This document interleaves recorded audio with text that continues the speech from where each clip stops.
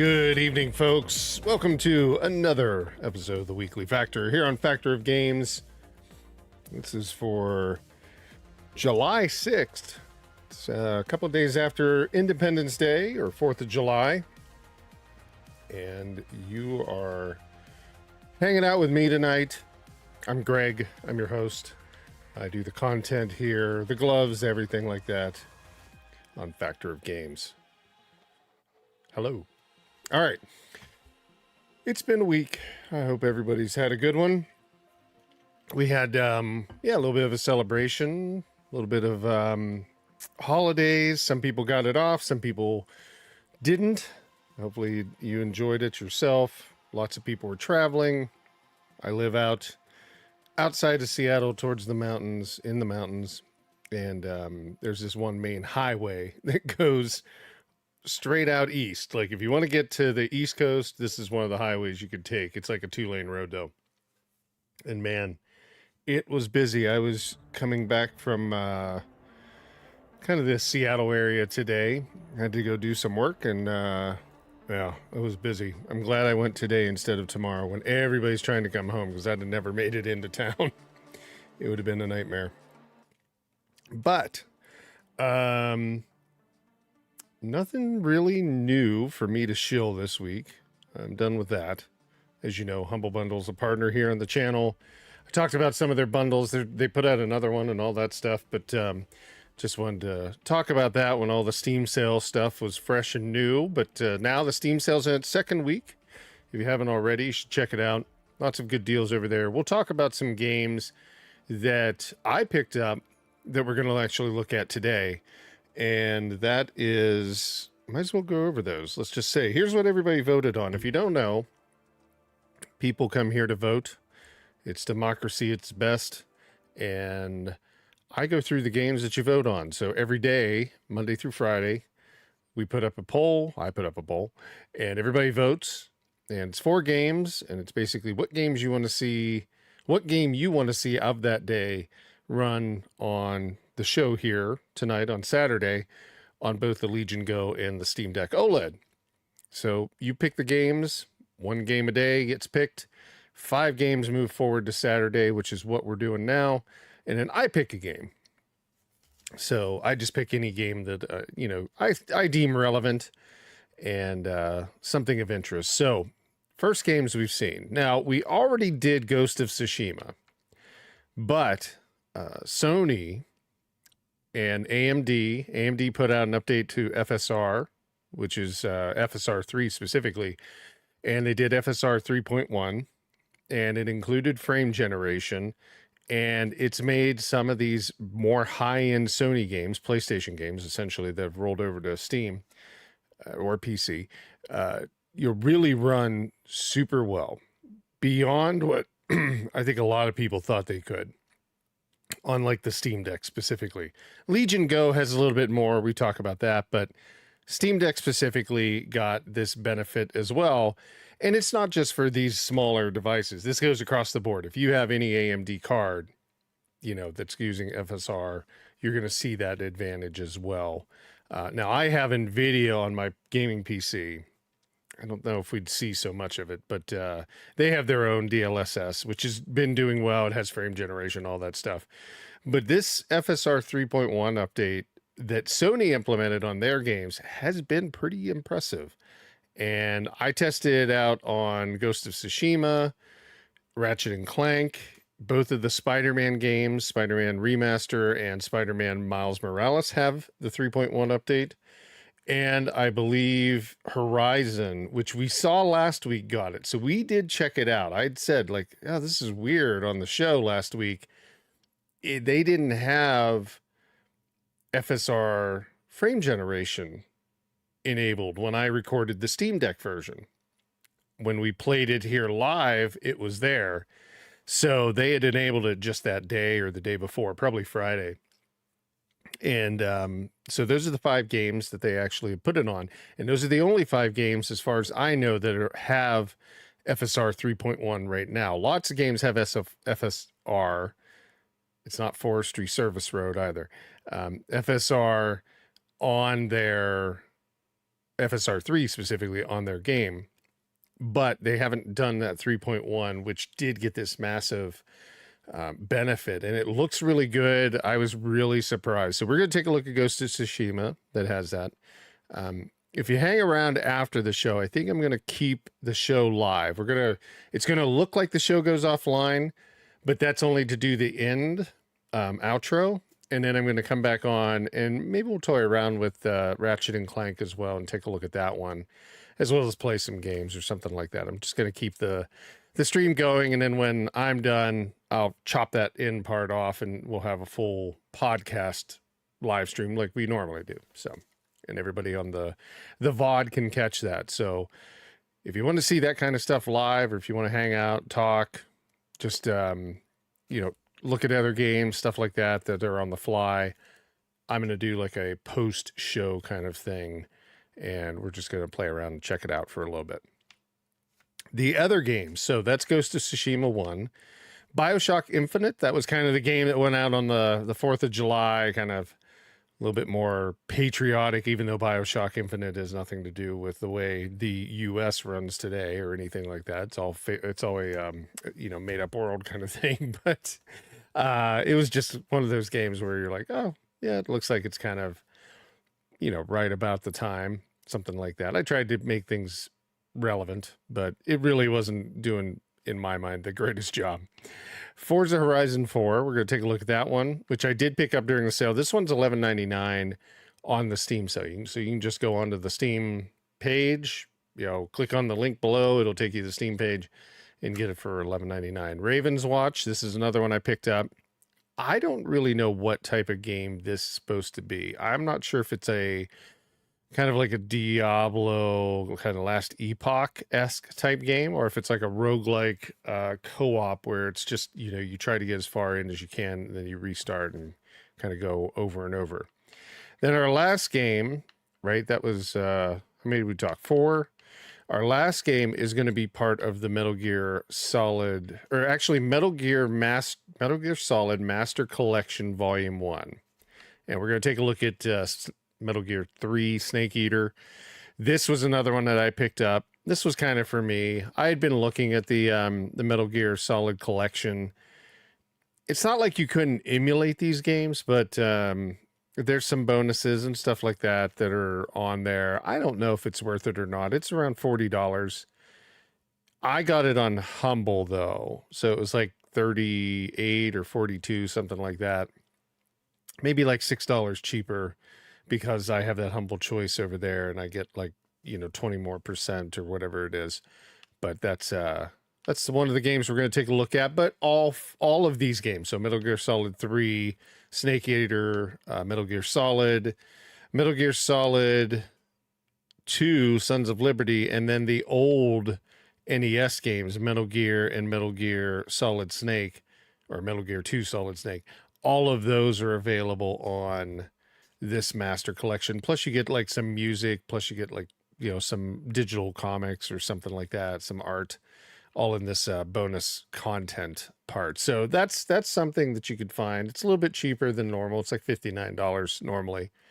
And then the game that I'm choosing this week is going to be Vampire Hunters. This is another kind of bullet hell roguelike that, I really enjoy here on the channel. I've got a playlist of it. You've seen, if you've watched the channel before, you've seen a lot of these types of games. Well, this one's in first person mode, not top down. And they did an update a while ago, and it's taken it from where it used to just go down a tunnel. You would just basically start at one end of the tunnel and you just keep going, and you'd be firing and you get all those crazy guns and all that stuff, to where now it's more like in a way, it almost looks like what do they call it? A boomer shooter or something like that. So I don't know. We'll take a look at it, see what we think about it. But I think we're ready to go. So let's jump in. And is everything good over here? The stream's holding up. Yeah, the stream's holding up. I'm always a little bit worried about like Starlink as always, but I think we're fine. So let's go ahead and jump in and let's take a look at Ghost of Tsushima, since that was the most recent thing that kind of came out. Now it still has like, it's unplayable, but We're gonna say that's a little bit different now. They just haven't gotten to updating it probably. Text is a little small in the menus, but you can kind of work your way through. There's nothing special you have to do. And if we look here, it's got its own configuration. So let's just jump in. Now I have checked this out. We should be able to see the settings that I was using, all of that. And yeah, it's pretty impressive. If you enable FSR 3.1 or 3 in here and put in frame generation and then kind of toy around with like your balanced or your performance or your ultra performance settings of FSR, you'll adjust to varying degrees. I mean, I think you can play a majority of the game with medium settings on performance mode. I did try it on balanced. It looked good. And it stayed in the 55 to 60 range. But on on performance mode, it really kind of hung in there. What is this about? That's kind of weird. It's like psychedelic PlayStation. I'm kind of curious what's going on. I don't know. Are you guys seeing it? Yeah, you're seeing the same thing. I have to look at the monitor over here. I don't know what this is. We'll see if it stops. Otherwise, we're going to probably have to restart. Yeah, no, something's wrong. Oh, didn't we have this before? Wasn't it something weird with the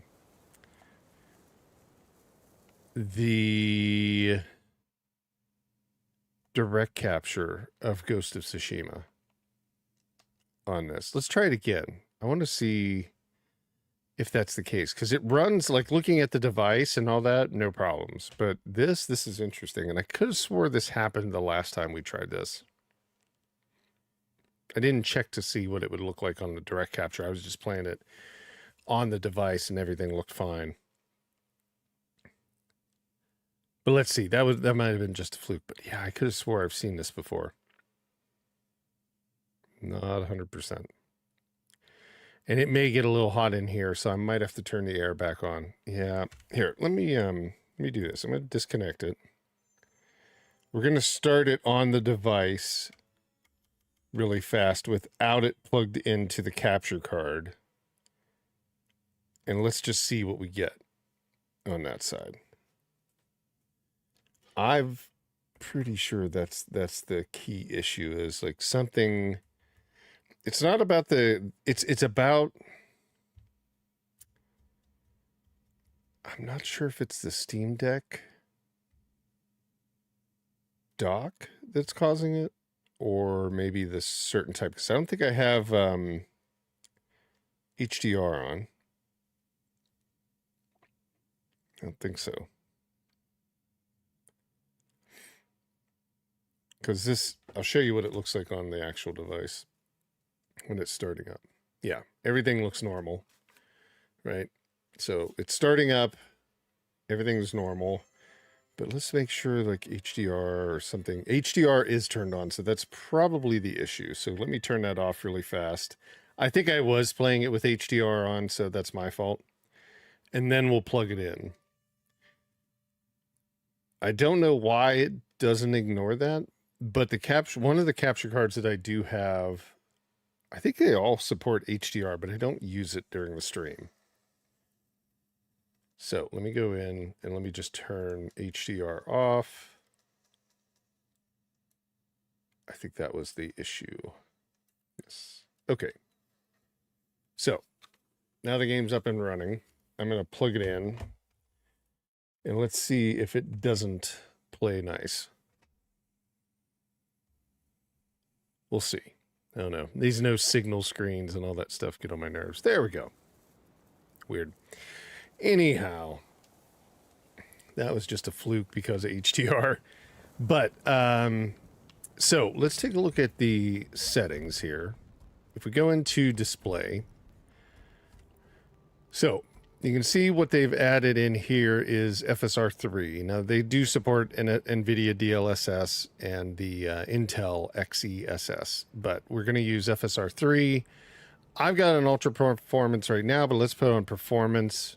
We turn off dynamic resolution scaling and we turn on FSR 3 frame generation. So this is going to use the AMD's, I think, AI frame generation to increase that so that we're going to see, 60 frames per second instead of like what we were seeing, which was around 30 frames per second. It even had a tough time hanging on to 30 sometimes. Oh, and then graphics wise, it's set to medium. Everything, it's the preset of medium, everything's set there. But I think I turned off, nope, we'll turn off motion blur, but that's the one thing I think I normally had off. Yeah. Everything else is set to medium. So let's go ahead and jump in. And let's make sure we have some audio for this. I'm trying to hear. Now it's going to look a little bit weird because, again, HDR is turned on.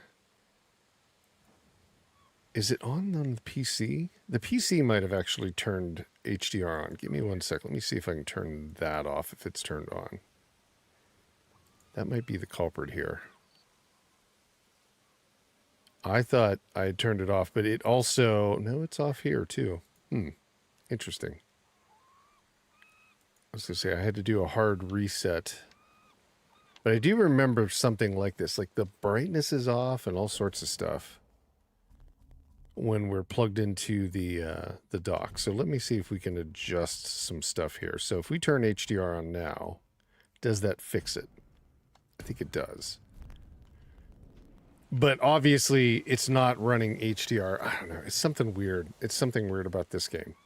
So when we only have to do this on the Steam Deck Oled, the Steam Deck LCD wouldn't have this problem. Neither will the Legion Go. But yeah, you can kind of see right now, we're holding pretty strong at 60, 61 on performance mode with medium settings. Let's get our horse involved here. There we go. Where'd you go, horse? Let's go ahead and just kind of run through this field. I mean, we're getting a lot, pretty much the full experience, which is quite impressive in terms of that. I thought we were on the field. We got to go around. 58, 56, 55. Now, if we wanted to, we could probably crank it down to like ultra performance. And when you don't have the deck plugged in, you're playing on the device, since it's a 90 hertz refresh screen, you can actually get it up into the 65, 70 range if you're on ultra performance. But yeah, I mean, you do see a little, obviously direct capture also, usually we notice it a little bit more. The ghosting, I guess, of FSR, they're still there. It's not gone. I mean, they have to have some kind of, something to that causes impact. But to be able to play a pretty, I mean, this is a brand new game, not necessarily brand new for everything, but brand new on PC. To be able to see this is quite impressive that it still runs this well on the Steam Deck now. Which, I think there were some people already talking about this, but this has definitely given new life to what we believe the Steam Deck can, how long it can hang out on its own without having to be a Steam Deck 2 or whatever, a refresh of the hardware or whatever. Oh, I was going to say, I wanted to get off there. Let's see if we can't defeat these guys. Let me get out here. Oh. Okay. Let me get some distance so it can at least fight somebody.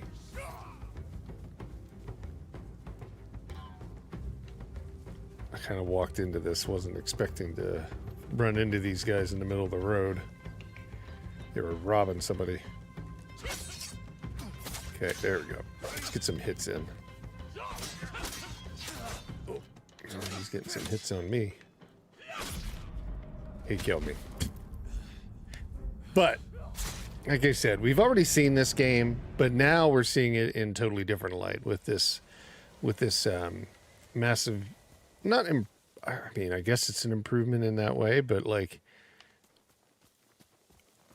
you normally don't see tech that just drops onto something that wasn't performing up to like this type of speed or this, par, and like does some kind of 360. So I don't know how many games are going to start coming out with FSR 3.1 supported, or at least updated. But I'm kind of hoping that, we see Cyberpunk, we see Suicide Squad. I know not a lot of people are really like rooting for Suicide Squad, but I like the game. I want to play it, and I'd love to play it at 60. And there's just other games that could really take this benefit. Now, if we want, we can again. Now, you are using considerable battery. You're still in the 20, 21, 22 watt range on the OLED itself, but let's go in and put this down to ultra performance. Let's save that. We'll still keep on frame generation. And now we should really lock into 60, like 59, 60, because this would be able to float into that 70, 65, 70 range as well on the OLED itself. And you can kind of see, like, it's a little bit rougher.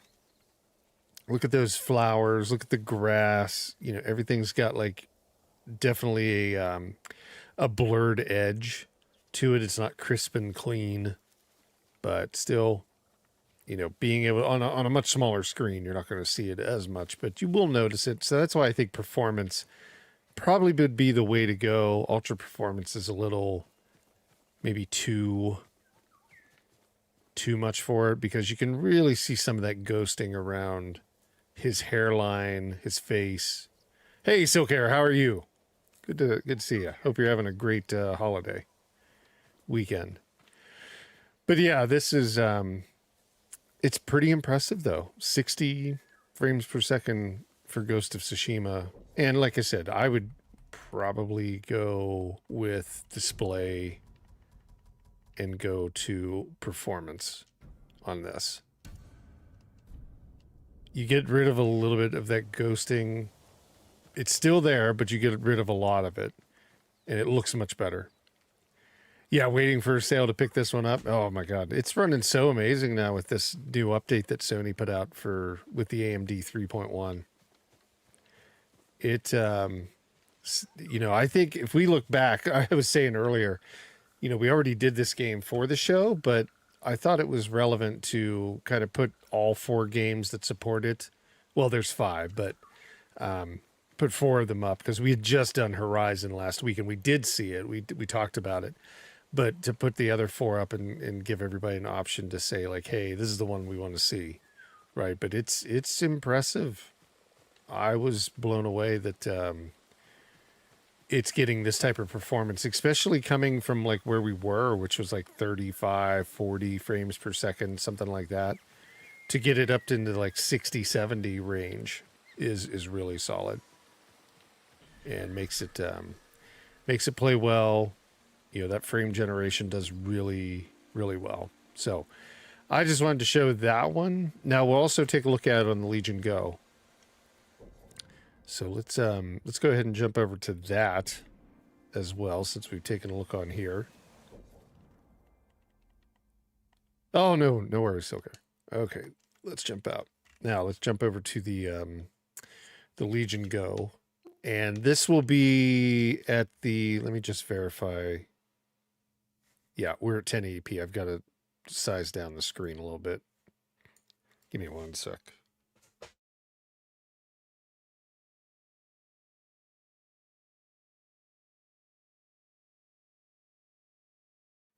There we go. Okay, now so this is going to be at 1080p, and we're going to take a look at Ghost of Tsushima. Sorry.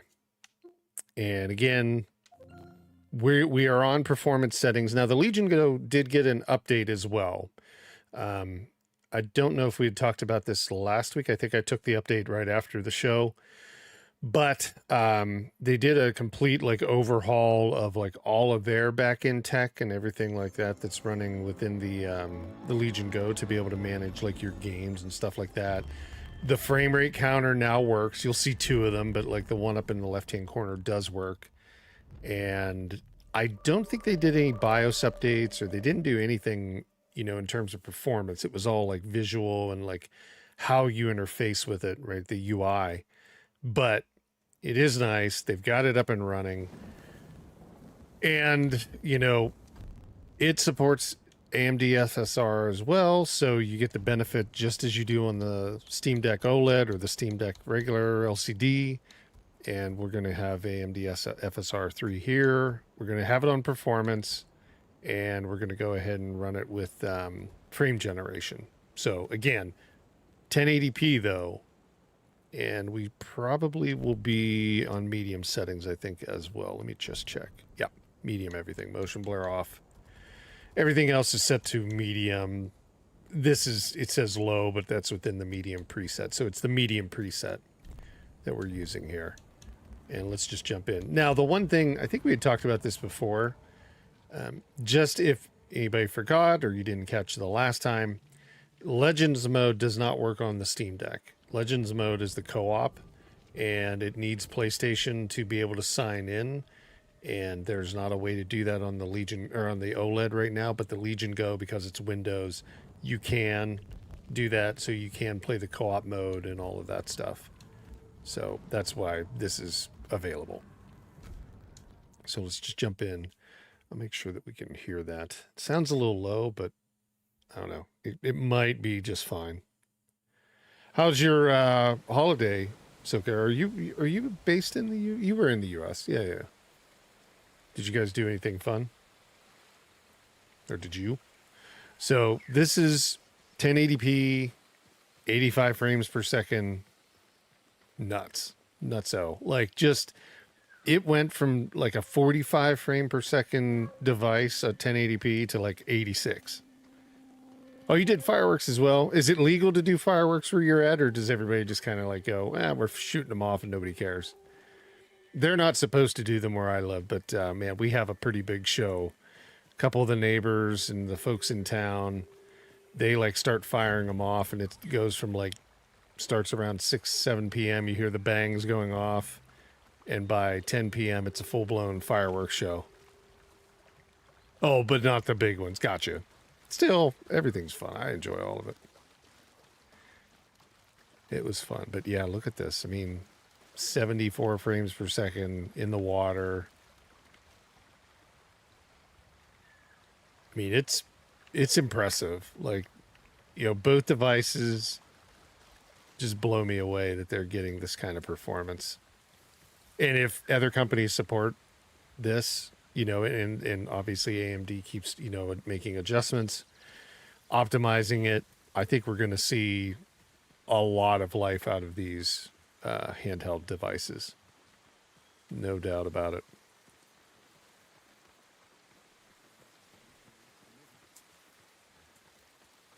Yeah, it's kind of like that here. I mean, they sell them, in Washington. You can buy them everywhere almost, it seems like, but I don't think that's true. I think there are areas that you can't buy them, but I've heard also that, like, if you're even driving through areas that don't support fireworks and you just like went somewhere and bought some, they could pull you over for that. I don't know if that's really true or not, but you're not supposed to have them in certain counties, I guess. Not King County maybe, but like certain, cities maybe. Out here in Index, nobody cares. The only thing we worry about is forest fires, because we've had a lot of issues with forest fires over the last probably 10 years. We had one, I don't know, maybe 3 years ago, that was about 2 years ago. That was only about, oh man, a mile and a half, 2 miles away from where I live. We had to evacuate for like 4 or 5 days. It was nuts.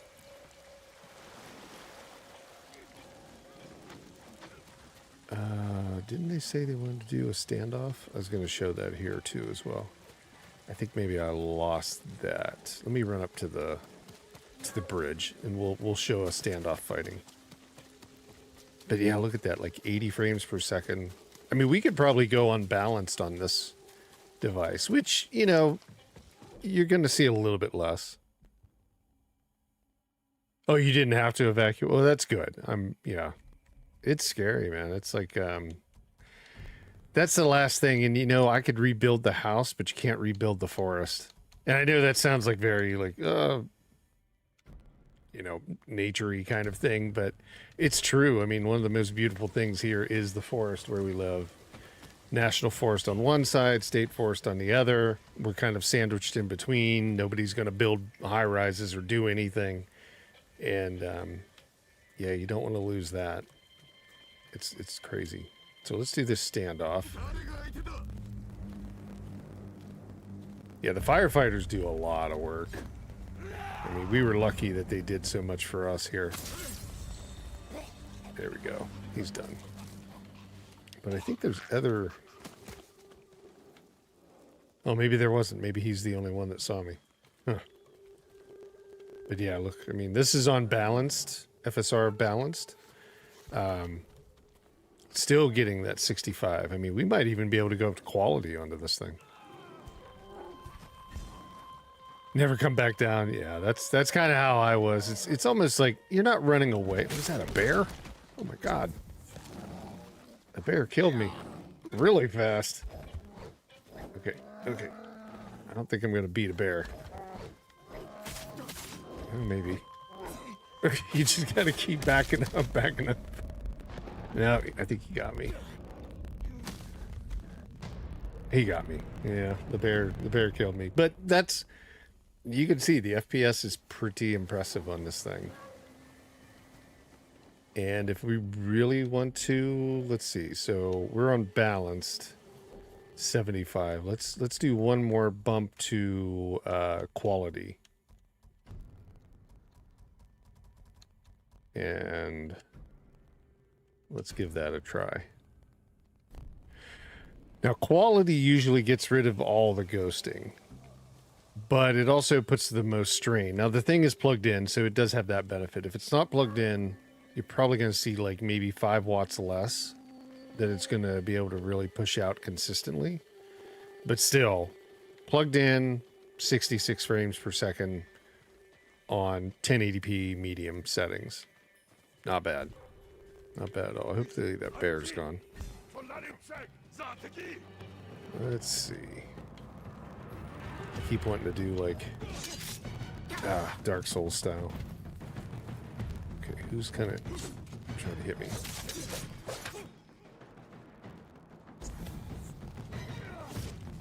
Whoa. I just want one guy, not every guy.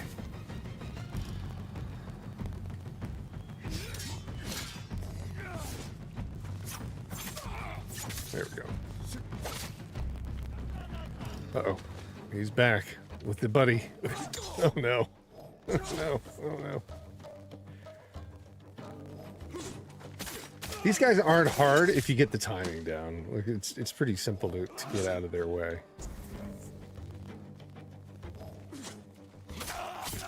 But you definitely have to have that timing down. And if you're fighting 2 of them, the timing gets to be a little crazy for me. There we go.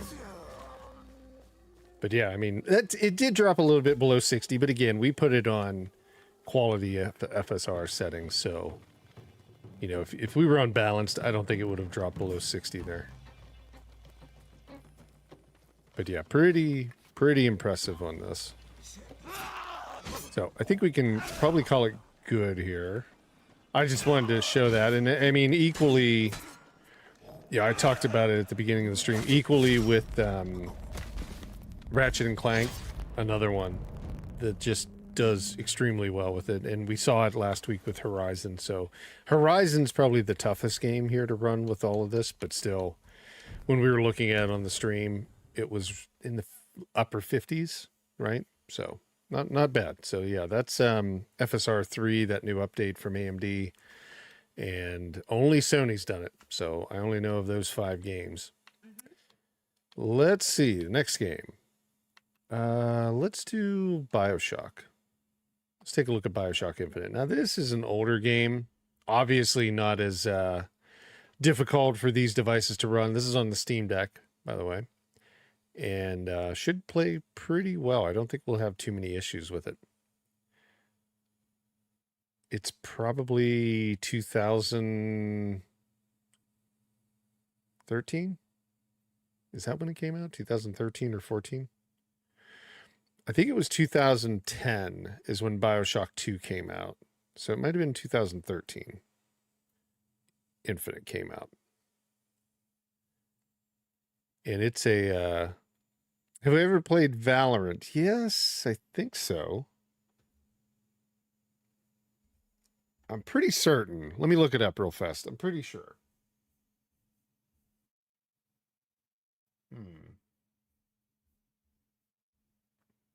I just got to see if I have it in my library. I'm pretty sure I have. Not a lot, though. No, I haven't. What's the best Bioshock? Probably the first one, in my opinion. How about yours? I haven't played Valorant, though. No, I thought I did, but I didn't. It's not on Steam, by the way. Oh, okay. Okay, that's why. Yeah, no, I've heard of Valorant, but I don't know why I've never looked into it. Probably because it's not on Steam. Yeah, Bioshock 1, I think, was my favorite in the series, because there's nothing that really... I will give it this. Like, this one was done really well. Infinite, probably my favorites go Bioshock, Bioshock Infinite, then Bioshock 2, right? Bioshock Infinite at least did a really cool beginning part, but yeah, there wasn't anything really like Bioshock when you first saw like Rapture in the waters. You came around, you know, you went through the whole diving bell, you're down there, and then you pop around the corner and there's the city. Although it's not the most impressive looking game, it still looked nice. But yeah, that was I don't know, just something you couldn't recreate, I don't think. So, Bioshock 2 or Bioshock Infinite here. We're gonna go with let's just go with high. We'll try high and then we'll see if we can go to very high. Everything else, I think we can just, you know, say is pretty standard. There's nothing else that we have to change. 720 on the Steam Deck here. And let's see if I have a save. Main game. Continue. I'm not sure where we're going to continue from. Does it run 1280 by 800? I believe it does. I believe it does. We can verify that, though. But yeah, I believe it does support native 1280 by 800. Because I think it does support 16 by 10 ratio. Yeah, it's okay. So we've already gotten Elizabeth. Isn't that her name? There might be something to bring you back to health. It's probably a good idea. I can't remember her name. I think it was. But anyhow, we saved her from Songbird, at least for the time being. And I think we're on the beach part. Like we had fallen, landed. Is your housekeeper acting suspicious? And I have no idea where we're going, but we'll just grab whatever we can. But yeah, now, I mean, this stuff, these older games, we were talking about this with Metal Gear Phantom Pain, right? For it to run at 720, it's not too difficult and doesn't take a lot. So, I mean, we're probably going to see 720, no problem on these. Oh, here's the couple we saved. Do I know you? At the beginning. Back at the lottery, without you, we wouldn't have gotten away. Daisy always said somebody like you would come along. Let's see, which way do we go? Do we just bypass them? I think we might. Yeah. Yeah. Feel it's getting a little bit of a dip here and there. Not much though. 60. I think it's just a little bit of a bump here and there. It just is.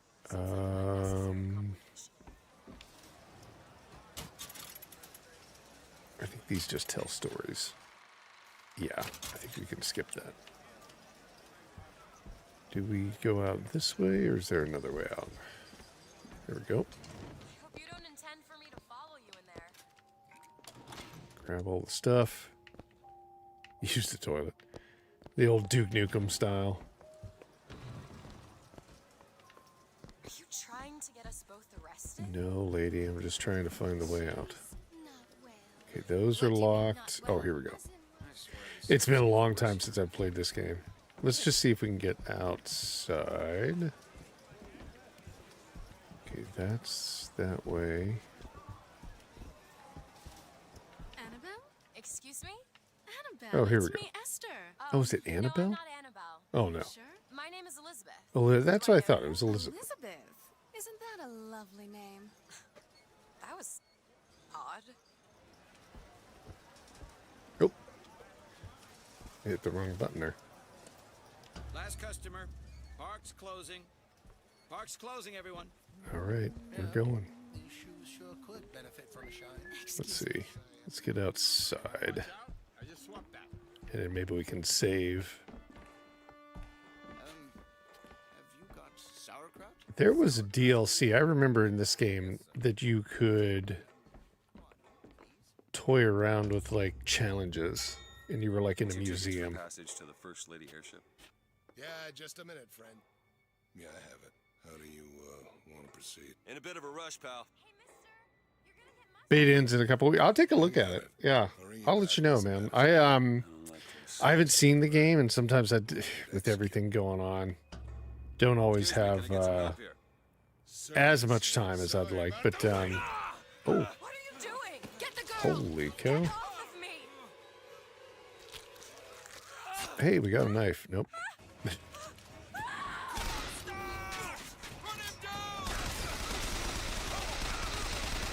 Let's see. There's 60. Oh, that woman was trying to kill us before. Wow. Oh, wow. It did take a little bit of an unexpected turn there. Okay. Is everybody dead? Someone there? Stop it! Oh, no, they're still alive.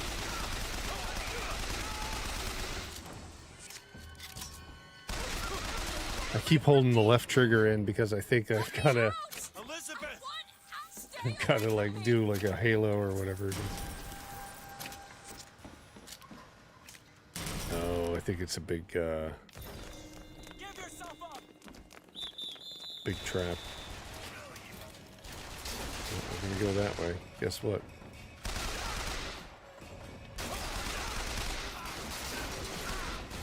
Oh, there we go. Okay, that's right. Oh, I'm out of ammo. Can we run? Let's just try. Ah, I was trying to run. Okay, let's do this. Let's adjust something really fast. And let's see if we put it at the very high. Or ultra. Let's just see if we push it up to ultra. What's it going to do?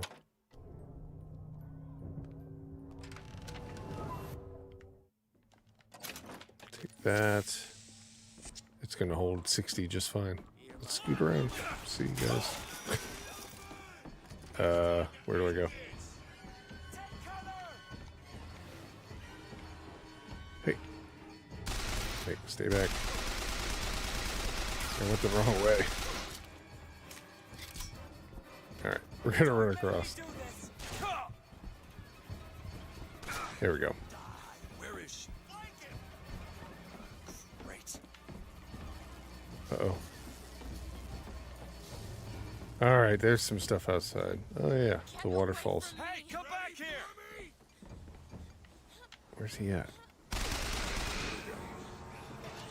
Oh, is she in the thing? Yes, she is. I bet.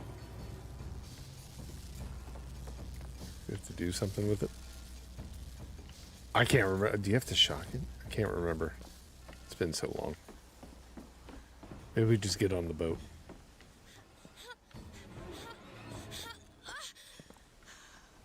Jeez, lady. There we go. Yeah, I mean, even on ultra settings, 60 frames per second, so. I can't believe you did that. They're all dead.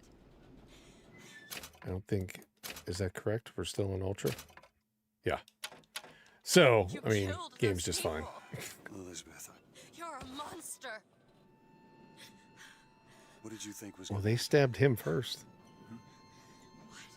Do you understand the expense people went through to keep Okay, you locked up in that so door? let's jump over. I mean, expectations would be that we're going to see the exact same performance on the Legion Go. But, oh, you know what?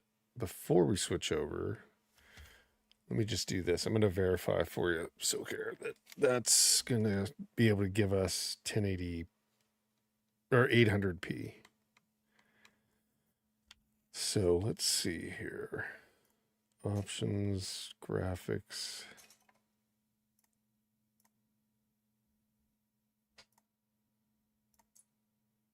Oh, I'm probably going to have to restart on this real fast. Yeah, no. Let me verify it. I'll just restart it. And then we'll try it again. But on the Legion Go, we'll get that over to where it needs to be while we wait. There it is. Bioshock Infinite. I can't run both at the same time, but let me just test this to make sure. I couldn't see why they wouldn't have. If they give you the option of like, do you want to like support 16:9 or do you want to do 16:10? You think they would support it. It's funny, all the entrance videos into that is stuck at 30 frames per second. So everything up until you start the game is 30 frames per second. What you doing here, machine? I don't think it has the right control. Nope, it doesn't. Let me just do this and apply. Oh, you know what it is? It's actually the controller's reordered. So that should be number 1. There we go.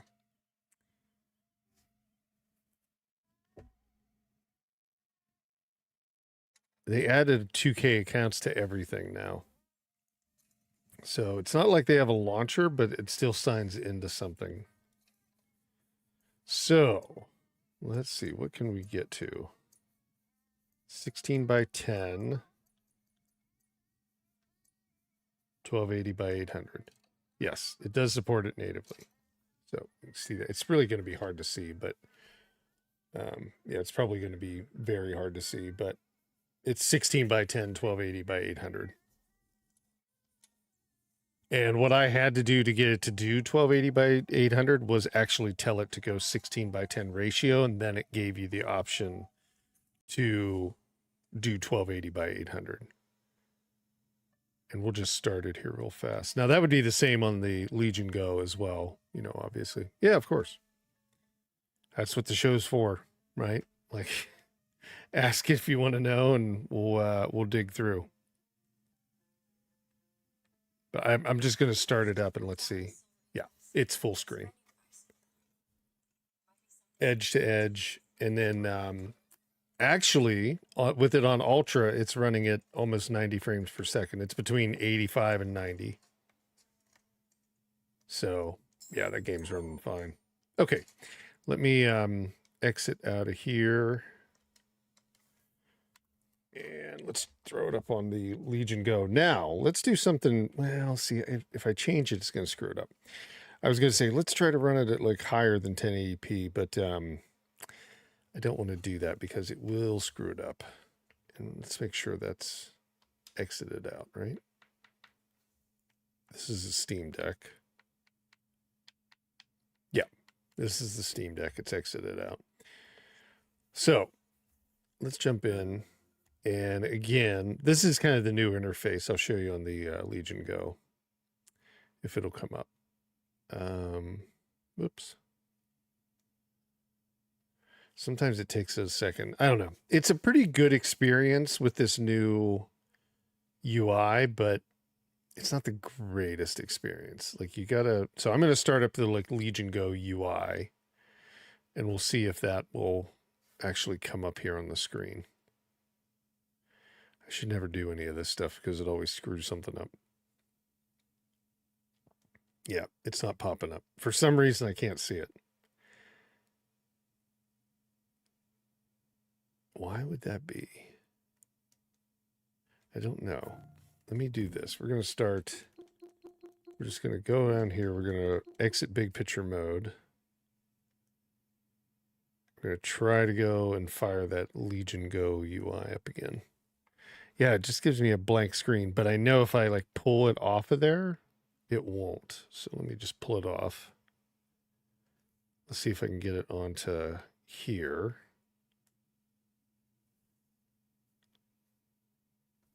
Let me exit out of it. Maybe that's it.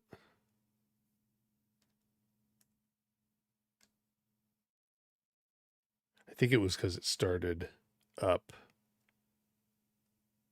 on a direct capture. Okay, now it's running. So I'm going to plug it back in. So it should pop up on the screen now. There it is. So this is their new UI. They even have their own little store they're working in conjunction with to give deals and stuff like that.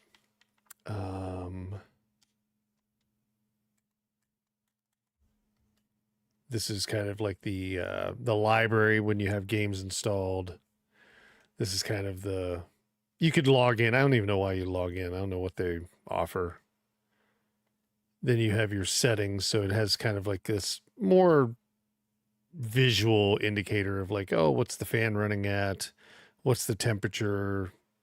Kind of like any of your performance data, stuff like that. And then you have your controllers, which I never really take them off of the device anymore. So they're kind of just always going to be 100% charged. But we'll put it on performance, which is what it's already on. You can see everything's there. And then let's turn on, this is the secondary UI that you can bring up, I think. It should come up here. Maybe it has to be in a different screen. I hadn't played around with this thing all that much. I played around with it, but I barely ever use any of this stuff. I always just use kind of Steam, which is what we'll go back into. There we go. Now, does that actually come up? I don't know. Maybe there's an issue with that. They always have some kind of bug, but maybe there's an issue with that Steam interface along with the new Legion Go interface. Because it doesn't want to pop up in the frame rate counter and all that stuff, which we kind of need. Well, we don't really need it, but it was nice to have. Let's go into the game and we'll see if we can get it to jump up. We'll see. Maybe it'll pop up again.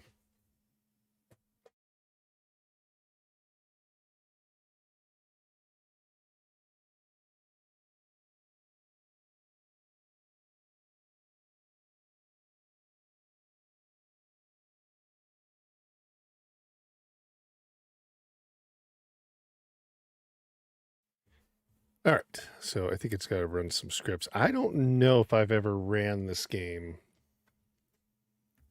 on the Legion Go. I did run it on the Steam Deck Oled, so maybe that's why it was a little bit faster previously, but I believe it has cloud saves.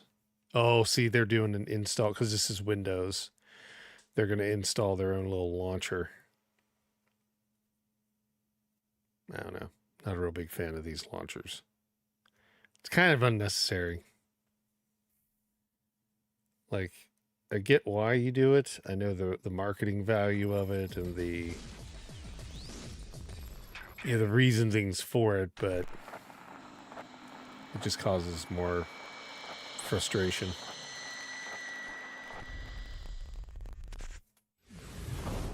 It's running in the background too. I can hear it. So we've got to...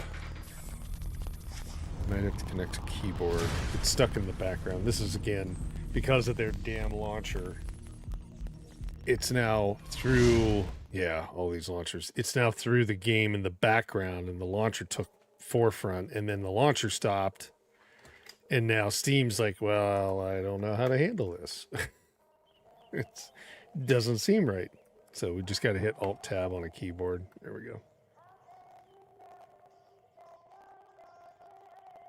And are we going to get... Nope, we got to reorder the controllers. Give me a sec. So settings, there's a controller. And we need to... Does it have reorder here? It's not like the other one. Controller name.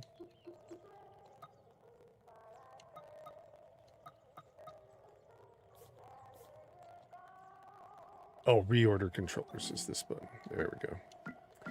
So we need to... See, this got really... This is just all too much effort.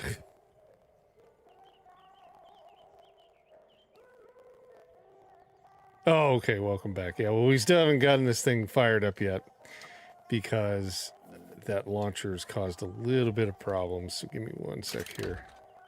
I'm going to have to log back out. Or close the game and then come back in.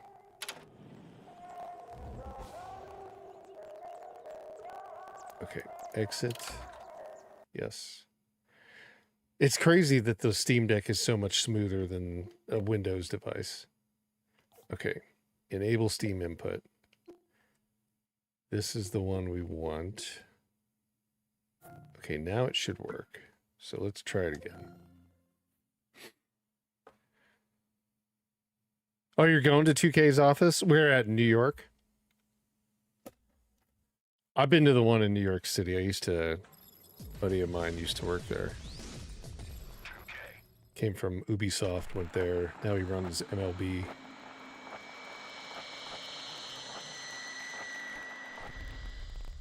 You're gonna get rid of their launcher. You're gonna go sell them on it, but yell at them. No, I kind of wish that there's multiple ways you could do it, and one of the ways is kind of like what they're doing on the Steam Deck, where it's just like, yeah, it's a little bit of an inconvenience, but it's just logging in and that's it.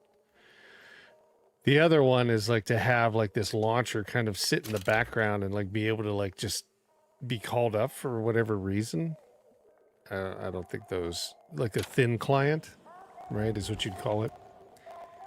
I don't know. Not my thing that I'm interested in using. I don't use any of these guys' stuff, but you can't start certain games because DRM without it.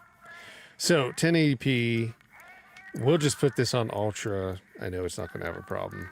And of course, just if anybody else is questioning it, it does support 16:10, which is the screen of the Legion Go, so it's the same as the Steam Deck, so you'd be able to play full screen, native full screen.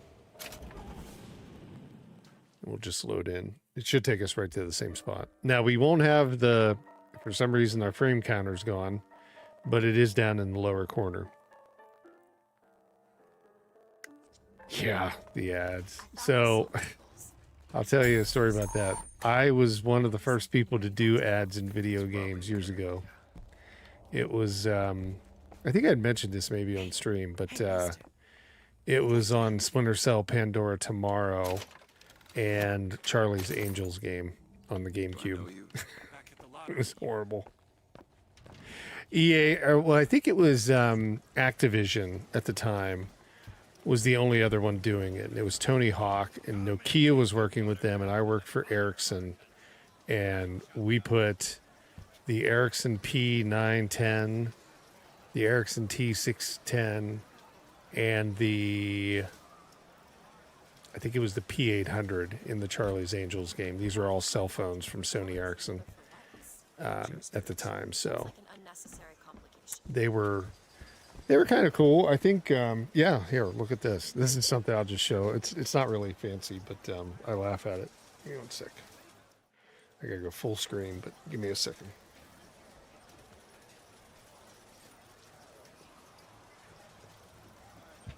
So, this was the first time that Ericsson ever made it to the front of the Wall Street Journal, and it's when I put the P910 in Splinter Cell Pandora Tomorrow. It was the first and only time they were on the Wall Street Journal front page. So, I had that hanging up over there, but yeah, it was kind of funny. But that's how I got to know the Ubisoft folks. They were good folks at one time. I enjoyed their stuff, but yeah, then it kind of went downhill. All right, let's run up here. Yeah, it was more like in an interactive ad, right? It wasn't like an ad like on a billboard. We didn't do that, and that's what Tony Hawk was doing with Nokia. They were putting just ads on billboards where I wanted to do something different, and so did Ubisoft. So we actually put it as like, you get the phone as Sam Fisher. So the the P600 or 610, sorry, the T600 or 610, whatever model number it was the same looking phone. It was like a bar phone, dumb phone kind of thing. One of the villains is using that one, but the P910, Sam Fisher grabs the phone. It's got a shot of it, and then he plugs a memory card into it, and then it reads out all this information. So it was basically like built into the game, right? And then the menu screen looked kind of like it wasn't really a phone, but it said Sony Ericsson at the bottom. But the funny thing was about all this, so Xbox, GameCube, and PlayStation 2 were the consoles at the time. That was the only places that you could get the version of the game that had the phone on it. Well, Xbox was fine with it, and Nintendo, funny enough, was fine with it. They didn't care. But PlayStation, a Sony company, and we were a Sony company, wouldn't allow it to be on there. They made Ubisoft take Sony Ericsson branding, and the phone, the phone maybe still was in there, kind of looked like a phone. Sam had something in his hand. It might have been a Palm. Oh, it was a Palm Pilot, I think. I think Sony forced them to use Palm instead. It was the weirdest relationship. Even though we were part of Sony, they hated us. We were like the kid they didn't want. I don't know. We had a long going, like, as far as I know, the engineers had a long going battle with PlayStation and the mobile division, which I was in, because we wanted to make a PlayStation phone. They wouldn't let us do it. And ultimately, there was a PlayStation phone, but it was so like how would you say that? Is it hamstrung, right? Like it didn't have the ability to do anything more than just run a like PS1 games. But it probably, and I think it was on Verizon. It was the PlayStation phone that was sold on Verizon. But it probably could have ran, I would probably guess, PSP games as well. You know, I don't know, maybe like PS2 games, but they would only allow you to do PS1, and it was really tough to like buy it. And it was kind of like during the PS3 days, so they didn't really have their stuff together on like the store, and it became useless. It was like it was a really sad experience working with them. Although I like PlayStation as a console, the teams just didn't really want to work together with any other part of the company. What are you doing? Get the girl! Get her! I guess we just got to fight over this again. Let's see.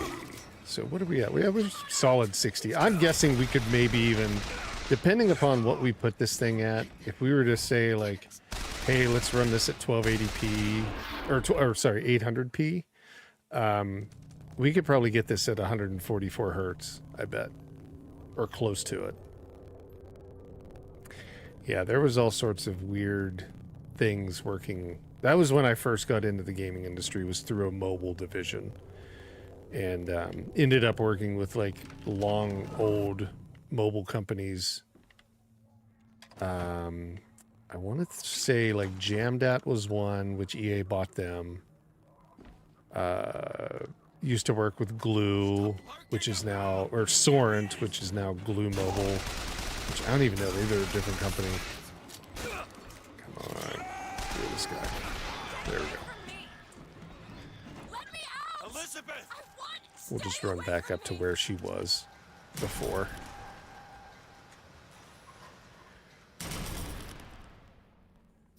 Yeah, you know, the gaming industry has changed a lot. I don't know if it's aligns with anybody's values. So unless it's an indie dev, right? It's a lot of corporate guys. It's a lot of corporate run business.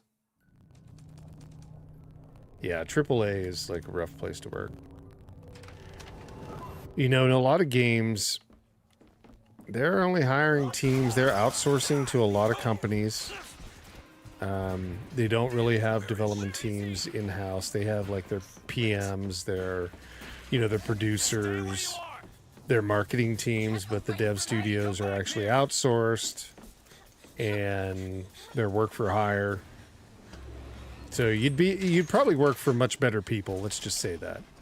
But the problem with it is when you work for a, you know, an outsourced You killed those work for people. hire studio, Elizabeth, You're a you don't really monster. work on your own projects, so you're really at the like what did you think was going to happen? you're really at the mercy of like whatever job they pick up. So sometimes you're working on Expense?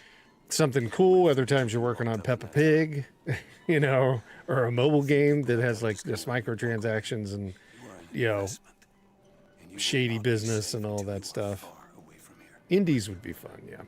There's a couple good indie companies. Hinterland Studios up in Vancouver. They're a good company. They do The Long Dark. You're bleeding. I think they're doing a new project too.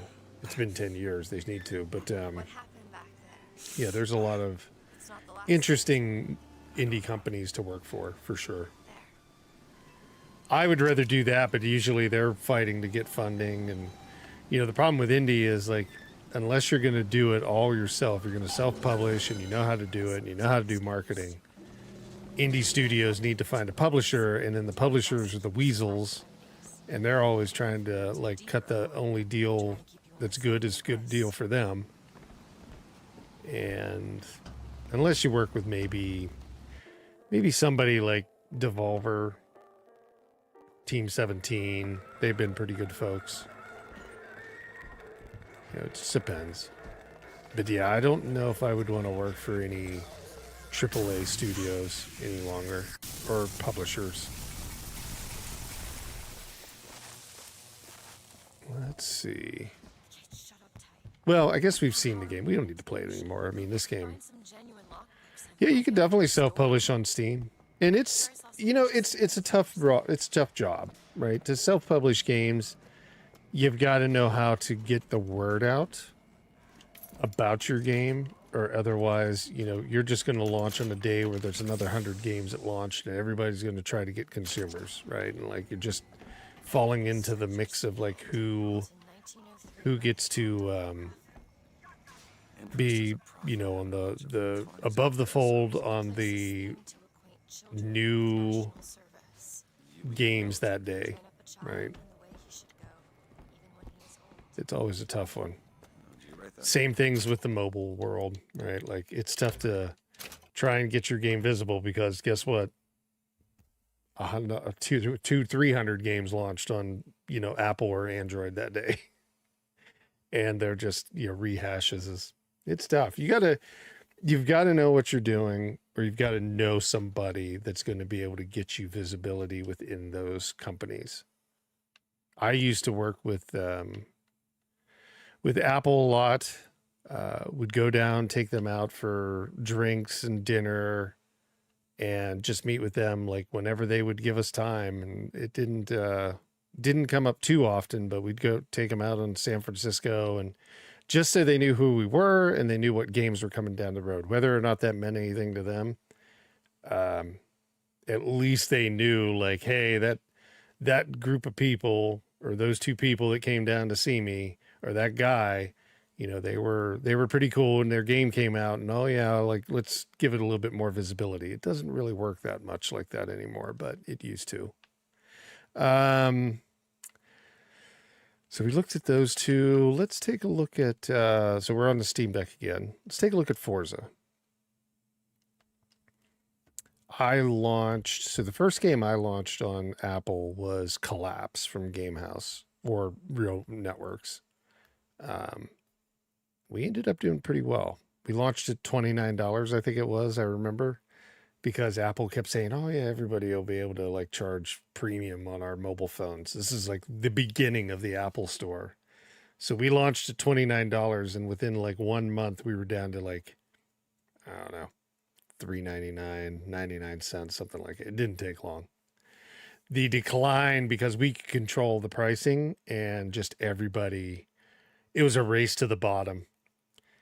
You know, they just dumped prices, and yeah, that's when games were like, just every game was 99 cents, really, before ads were involved, right? Once ads came in, everything went to free, and then they were like, how can we make more money? And then microtransactions were turned on in most cases. It's all the decline of the gaming industry as a whole. But it was interesting. Didn't really deal with a lot of folks at Google. I didn't know anybody there really. I knew a couple people. I know a couple people now because they went to work for Google.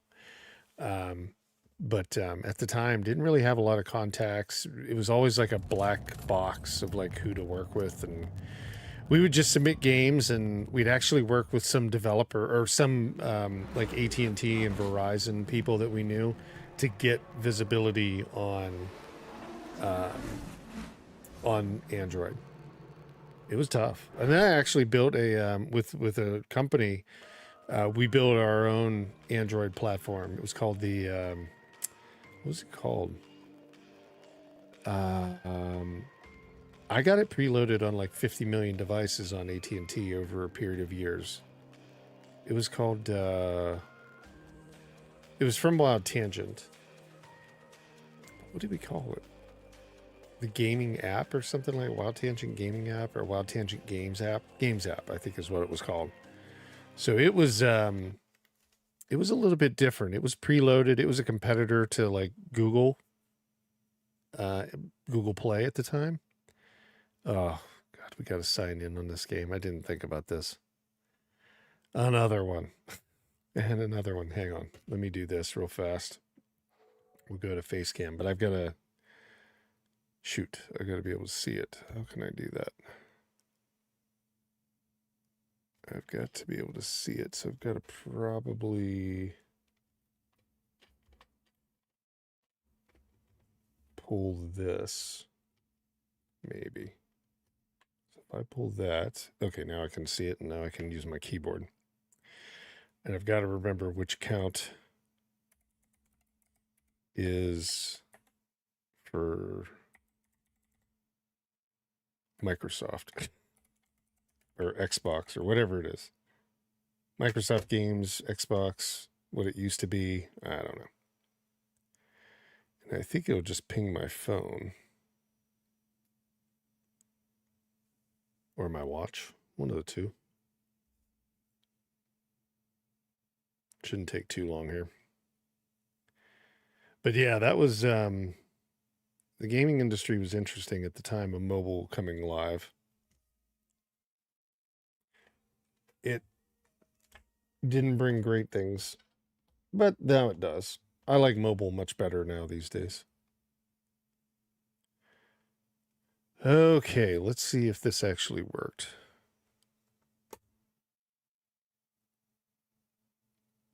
Hey, there we go. Let's go.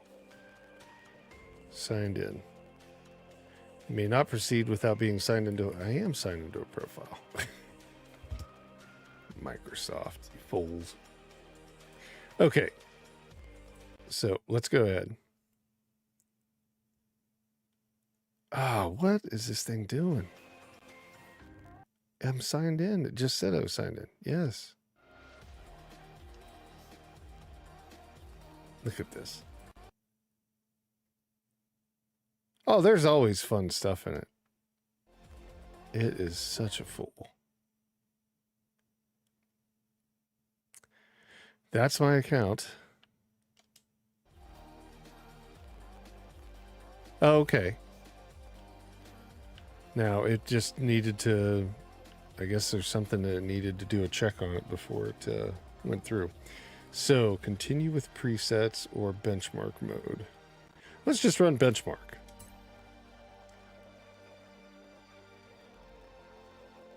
Take about 2 to 3. Yes, we want to continue. Let's just see what it does. We'll see what the performance is. We'll see if it knows what to do for a Steam Deck.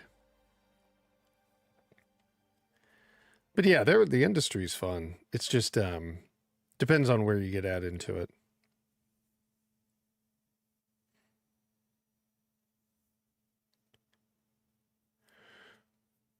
I wonder if it's actually going to run a race, or are we just going to see it trying to run a race?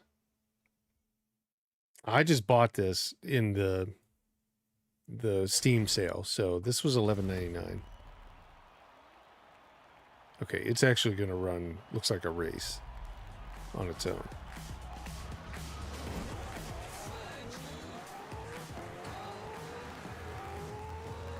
So it's hitting 40s on the auto detect.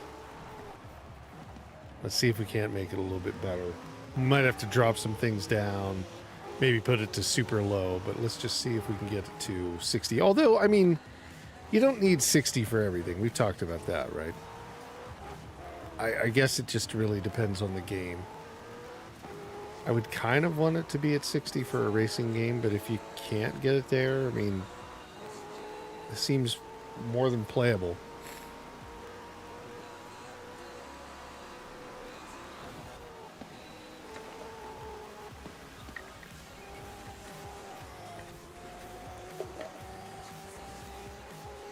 Switch to experimental. Okay, gotcha. Yeah, I didn't put any change to the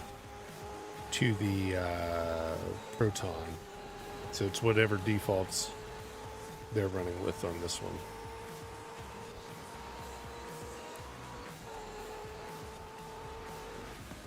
Looks like we've got about maybe another 30 seconds, something like that, 20 seconds. Oh, you got a friend that tinkered with it? Okay.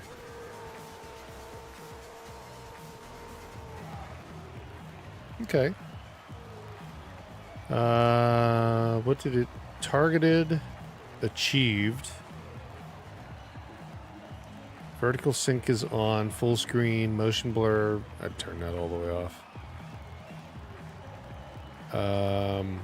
Shadow quality. Shadow quality is going to be one normally that takes a little bit. So if we moved things down to medium, it looks like we were on the high preset. I mean, I would guess that if we move everything down to the medium preset, we're probably going to be closer. So let's turn that off. Let's see what other options. Okay, let's do this. What do we got? Low, very low.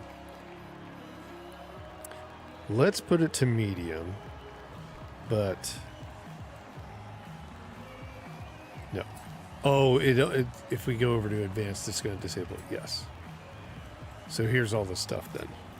Motion blur quality, blur quality to, we've got it turned off anyhow. Shadow quality to low.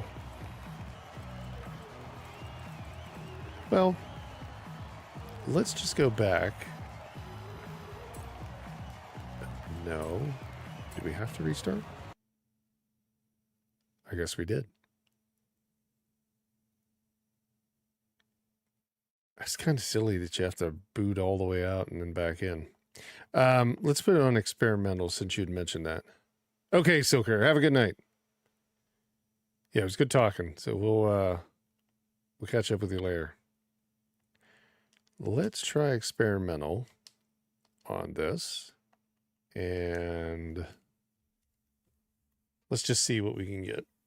Now, I think we're on medium. So we'll go experimental medium, and we'll see if it can get us that 60 frames per second. And hopefully it doesn't do the whole thing of like, hey, you got to log in again and again and again.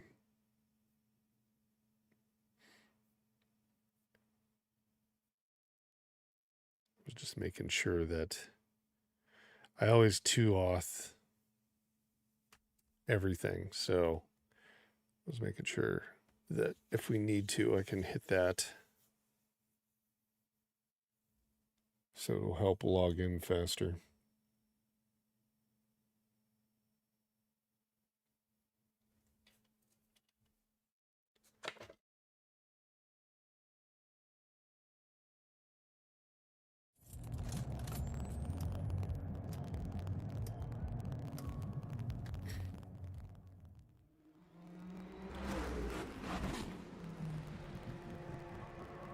so weird that it's like completely black screen, but you hear like the car sounds and all that stuff in the background.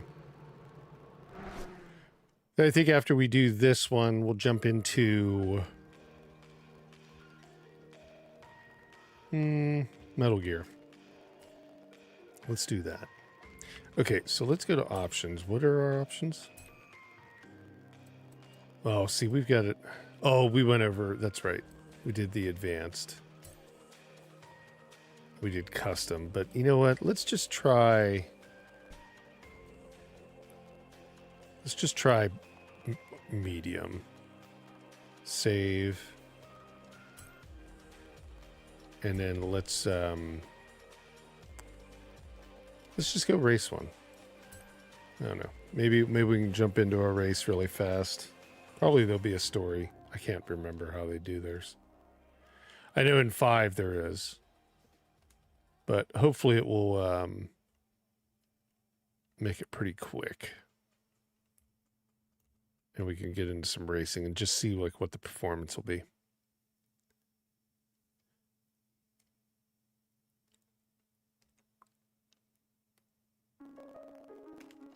Oh, yes. Here's what I see. Gonna be story. I wish that we could just skip things like this. I see a festival that never ends. Make everything skippable. Where you can be whatever you want to be. It's not your dream holiday anymore. Wasn't Forza always one of their... No, it was... They had a Forza and then they had another style of game on the original Xbox, and I can't remember what they called that one. Show you. Forza was like their simulator style, but I know that they've kind of gotten away from simulators so much. A new beginning for the festival that never ends. Don't go anywhere. Horizon is here to stay. Oh, okay, good. You get to start. So yeah, we're at 60. Whoa, we're at 50. Man, I got out of control really fast taking that over. Holy cow. It's a McLaren, that's why. Okay. So 60, 52, 57.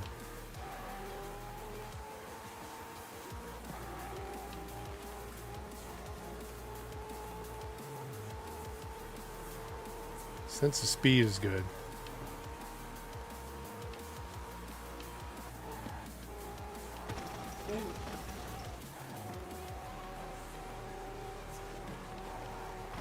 Oh yeah, you have a rewind feature. Let's see when you rewind.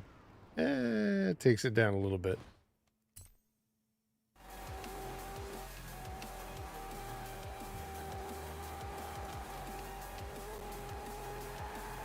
What about, don't we have in-car? I don't know. Oh, I hit something. Okay, cancel.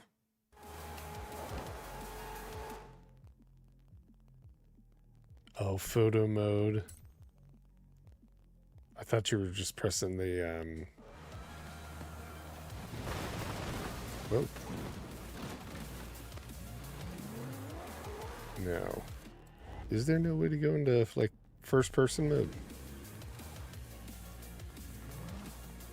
Okay, maybe there is. Yeah, there is. Let's just see what we get here. 60s. I mean, it dips down just for a brief second. It's pretty much a...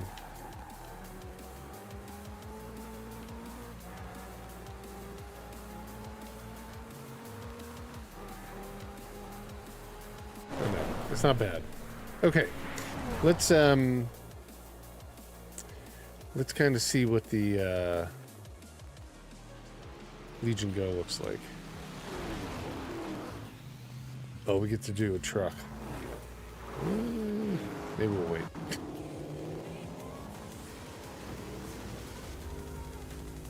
Oh, we get to do the truck first person.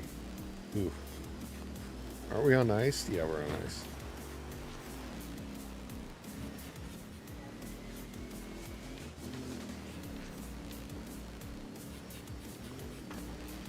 I I bet if we were to... We change this on the fly. If we were to go down to like low. But how ugly is low going to look? That's the real question. Video, low, save. Oh, and it's got to restart again? Oh my god. This restarting business. It's really strange. That you know, to make a change, you're going to restart the whole game.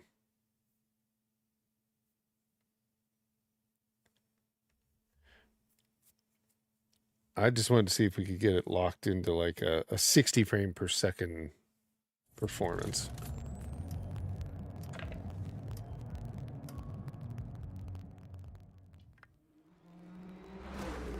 But I'm fine with like above 40, 45 with it. Sorry, I might have had that muted. Like 40, 45. I could play it. Lock it down. Not sure what the battery usage would be, but probably not that bad. Okay, options, video, low. Everything's set to low. Continue. Does it just pick up where we were? Jump the truck off the wall or whatever?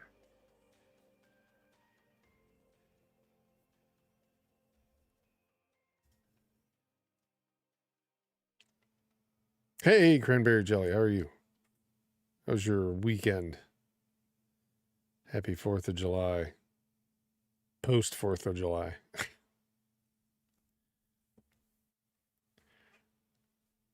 Oh, doing fine.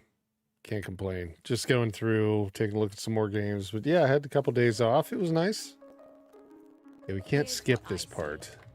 So we're going to hit this probably. Unless we'd finish it, we're going to hit it each time. But that's okay. So I think we've got the setting that we're going to deal with on the Steam Deck, which is low settings for Forza 4, but... You can be whatever you want to be. It's not your dream holiday anymore.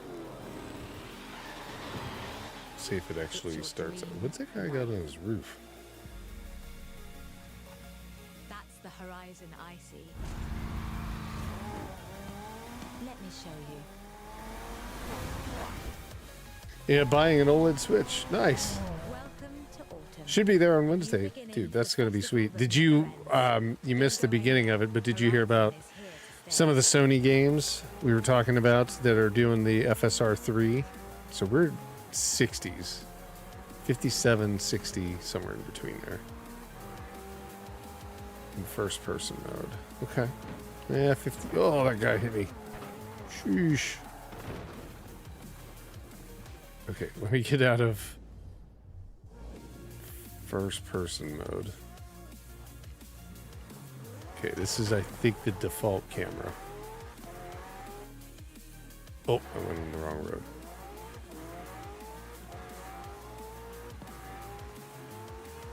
No, I figure, okay.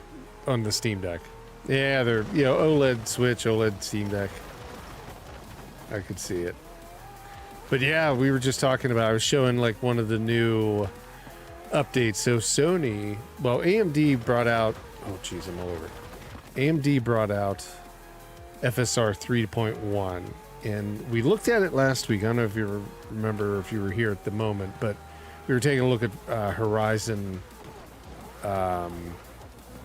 Forbidden West, and I was like, oh, look, it has frame generation in FSR 3. It didn't have that, so they had just put that out for that game. We had a chance to see it on the go the way sheep. We had a chance to see it on the Legion Go and the Steam Deck, and it did run much better. It was like up into the 50s. Holy cow. Right into the lake. And now they've actually made sure that FSR 3.1 was available on Ghost of Tsushima, Ratchet and Clank, Rift Apart, Spider-Man Remastered, and Spider-Man Miles Morales. So all of those games have that now, and we were just doing Ghost of Tsushima just to test it. And we were getting like 60, 70 frames per second on the Steam Deck Oled with the proper settings for Ghost of Tsushima. So yeah, pretty impressive now. So I think you're in at the right time. You know, get the Steam Deck while it's on sale, and then hopefully a lot of devs will update their games FSR from like 2 to 3.1 within a short period of time, because it's phenomenal. It added 40 frames per second to the game with that frame generation. Makes it really super playable, and it looks really good. Especially with HDR and all that stuff when you're looking on the screen. That's the big thing. Okay. I mean, at this, with the camera behind us, instead of like first person mode, barely dropping below 60. I'm seeing it like fluctuate to 58 here and there. So not bad. Let's jump over to the Legion Go and see what we can get, and then we'll be done with this game and move on to the next one. So probably gonna have to log in. My guess. We'll see. Maybe it'll pull it all automatically. Legion Go. There we go. Let's just jump into that. Pretty excited about it, honestly. You did read a few games I would like to play, though. Play through. Play, though. Okay, gotcha. You know, the EA launcher is not that horrible. You know, we were talking about, Silk Air was just here, and we were talking about, like, launchers and how much they can be a pain. Although I'd rather EA not put a launcher on there, theirs is pretty minimal. Like, you fire it up one time, it does its thing, and at that point, you never have to touch it again, which is great. Right? It pretty much is hands off.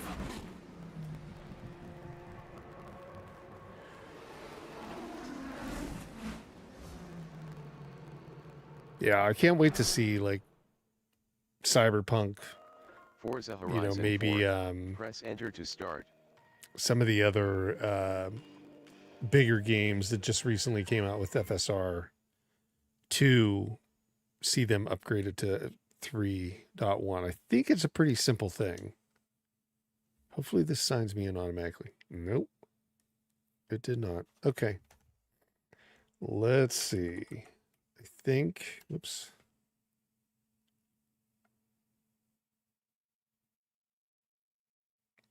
Have you tried any of the Ubisoft launch games? Probably dabble in some Assassin's Creed. Yeah, they all tend to run okay in terms of like performance. The launcher doesn't get too much in the way. This is my old useless email. Let's see here. So next. And then it should ping me. Yep, there we go. So it should log in.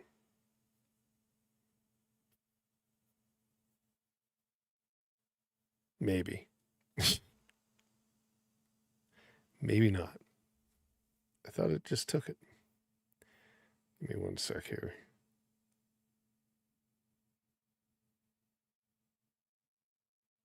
Okay, there we go.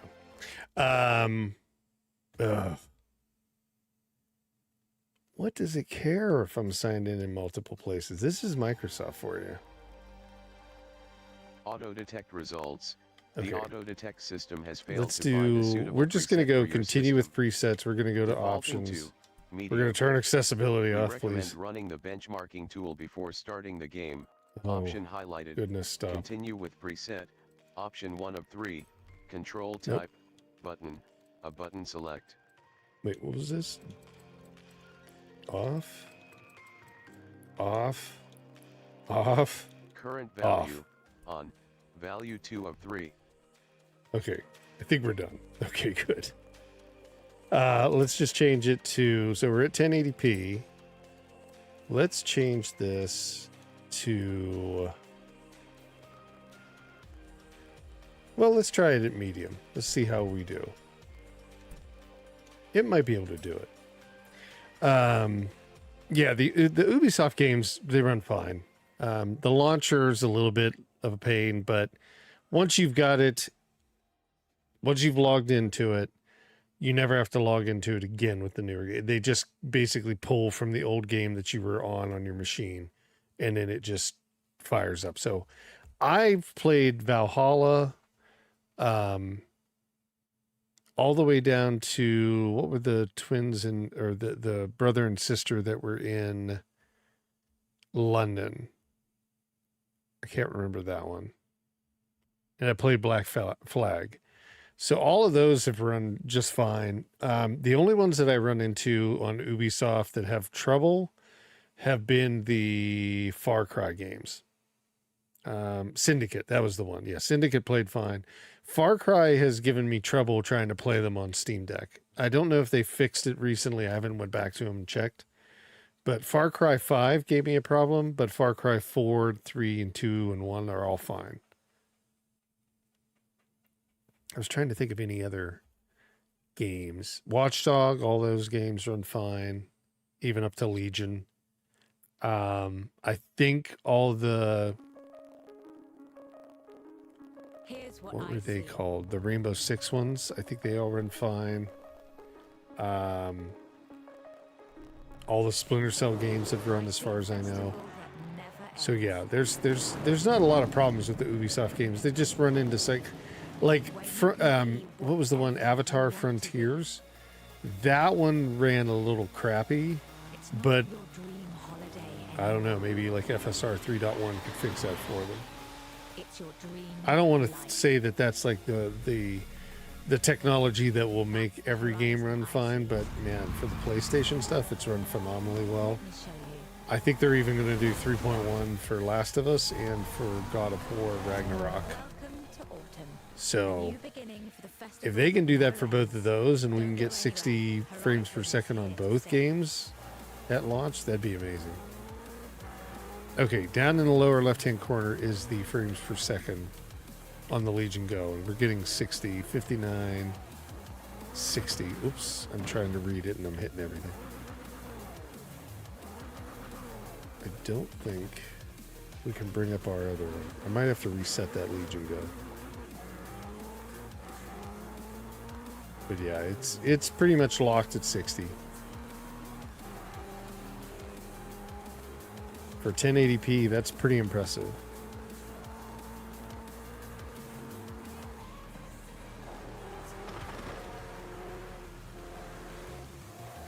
Let's go behind the car. Yeah. This is running well. Looks off the rock. Okay. Go for it. I'm trying to make the handhelds better. Need to play more single player games and do backlog anyway. Yeah. Yep.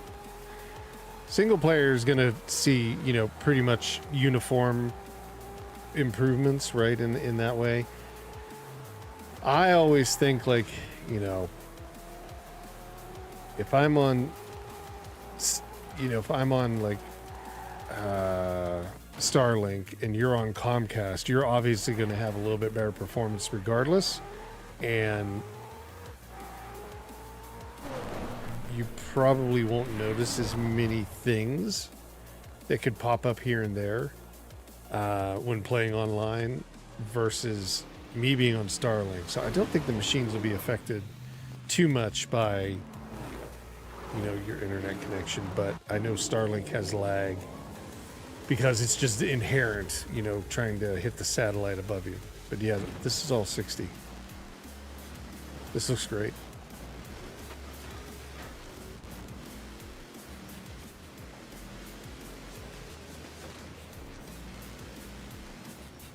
Okay, let's call this good. I think we're fine.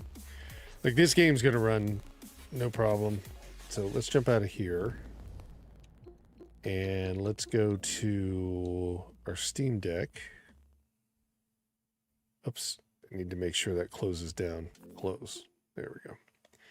Let's go over to the Steam Deck and let's fire up Metal Gear, not Mortal Kombat 3, Metal Gear 3. And then what's the other game we need to do? 1, 2, 3. Oh, Ravenswatch. So do Metal Gear Solid 3 and then we'll do Ravenswatch. So Metal Gear Solid 3 here is part of the Metal Gear Solid Master Collection Volume 1 that's available on Steam.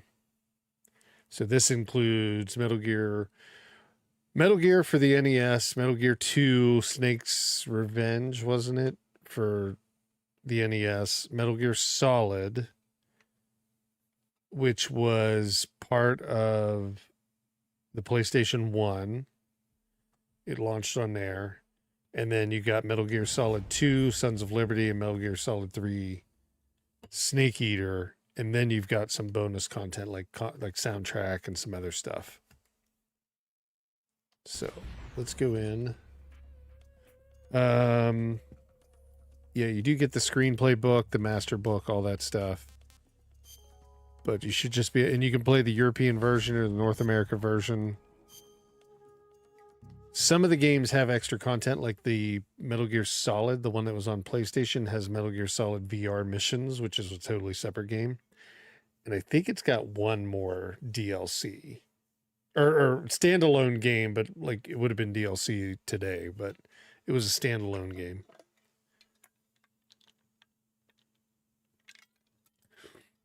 But only in Japan. And it was just like another like missions kind of thing.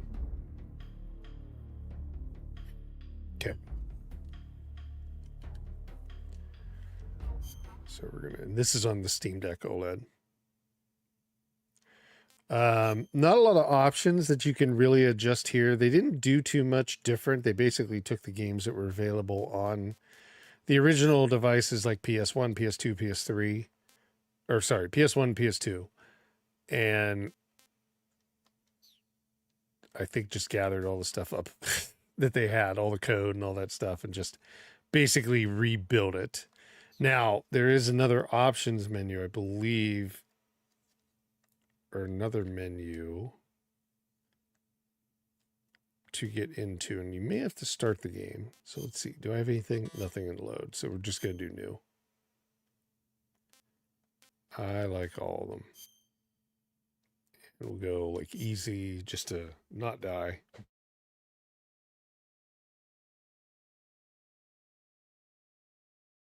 Mustache hair. After the end of World War II, And let's the see if we world was can split into two, speed East Snake and up. West. This is David This Hayter. marked the beginning of the era called the Cold War. We may not be able to. Jack, I've got some important news. It'd be nice if we The could. head of the CIA. Maybe. Maybe. Yeah, we might have been able to skip a lot of it. Just start pressing buttons all over, see if we can skip.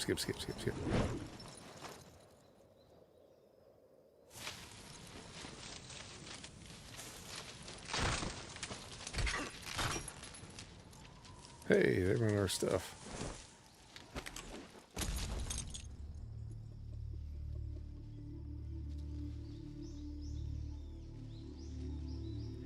They always do these. This is cool, though.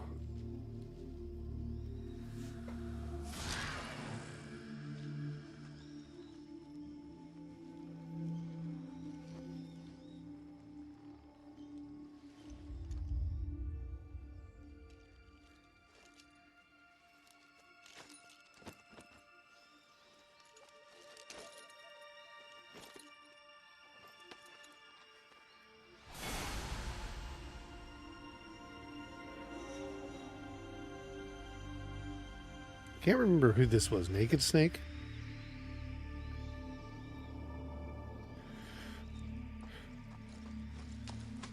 I think so. Because I think they drop him in, he has nothing.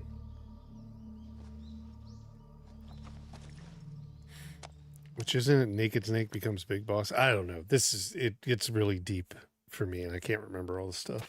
Do you copy? You're already in enemy territory, and somebody might be listening in. From here on out, we'll be using code names to refer to each other. Your code name for this mission will be Naked Snake. I'll be referring to you as Snake from now on. That's right. You're not to mention your real name. Snake? What, you don't like snakes? What do you mean? You've eaten one before, haven't you? In survival training. Oh yeah, that's right. You gotta eat I'm them. glad to hear that.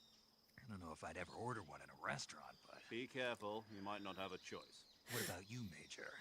Okay, let's just see. Can we get through? Yep.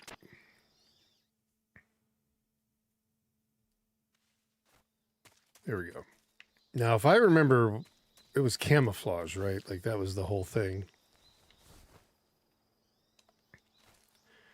It was the first time, and then when you got into PS3 on the only Metal Gear that's not available to play anywhere else except like PS3 or emulate, which was Metal Gear Solid 4, they had the Octo camo where you could like actually turn into the environment.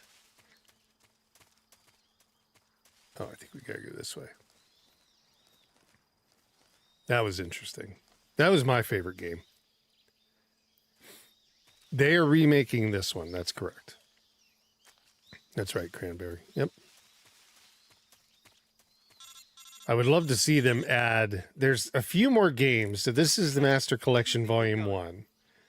There should be a Master Collection Volume 2, which would include like Metal Gear Solid 4, Metal Gear Survive, which nobody really cares about, but Metal Gear like Portable Ops 1 and 2, and then like the ones that were like a digital comic.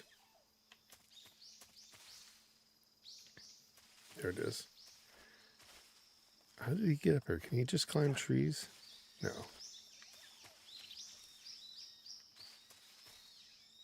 Oh yeah, he could on certain sides, wasn't it? Yep. There it is.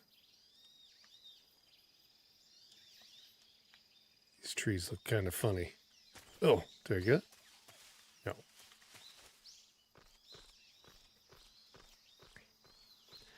But yeah, I'd love to see them remake 4. There we go. Now we got it. Look at that. The screen's doing something weird. It's like only a quarter. Yeah, I'm just going to skip through this, blah, blah, blah, blah. I mean, these games run at 60, no problem. But there are some, like, weird things. Like you saw there, like the screen was black barred at the bottom. Oh my God, the talking. I mean, it's good story, but it was the very beginning of like when Metal Gear became like a 4-hour event to get through like one cutscene. I think it was 2 hours.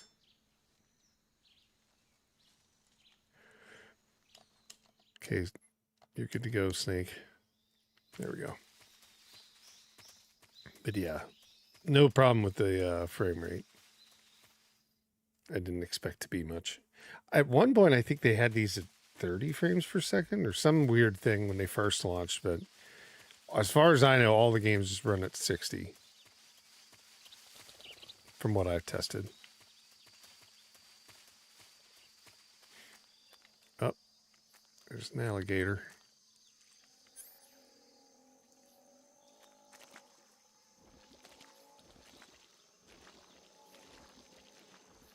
There's an alligator right there, too.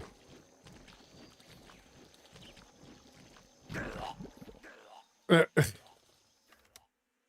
go too far. Oh, and here comes the alligator. Here comes the alligator. But yeah, no concern with these running. And you can buy them individually. You don't have to buy the entire collection set. You could just buy 3 right here. But yeah, to your point, Cranberry, they are remaking this game. I think I was sinking. That was the problem.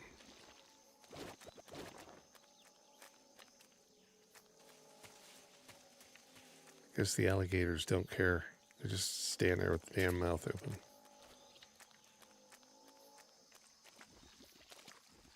I'm going to scoot around them.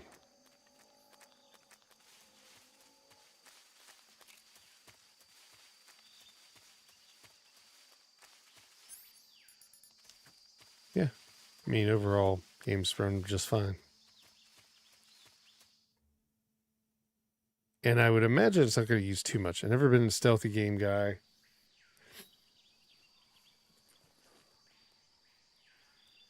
I would be interested because Kojima's not going to be involved in Metal Gear Solid 3. Now, does that mean that they're going to make massive changes? Probably not, but they may like actually do something cool with it instead of having it just be like sneaking stuff, right?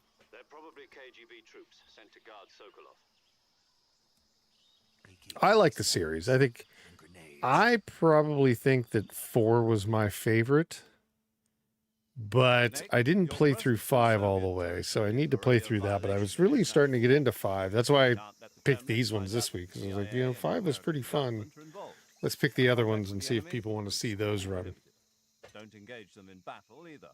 This is a stealth mission. Got that? The Major is right. The point of this mission It'll be is interesting to see sneak if we actually have the ability to save and have cloud saves. I don't know if that's a possibility or not, but let's just see. Can we save?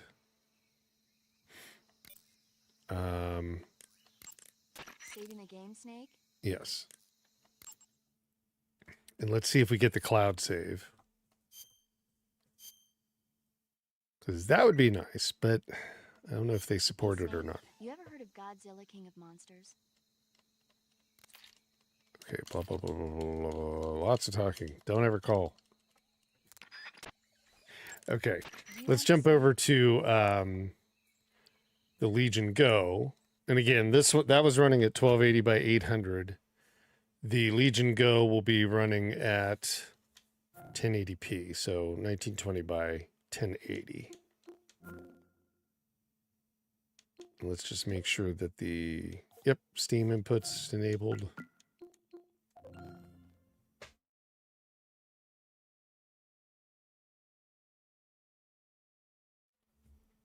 And hopefully there was a save, but maybe they don't support Steam saves, which is fine. It just makes it nice for me, but I don't know if it really is. I mean, I guess if you want to play it on your computer and then you want to play it on your portable device, that's going to make the difference there. So, come on.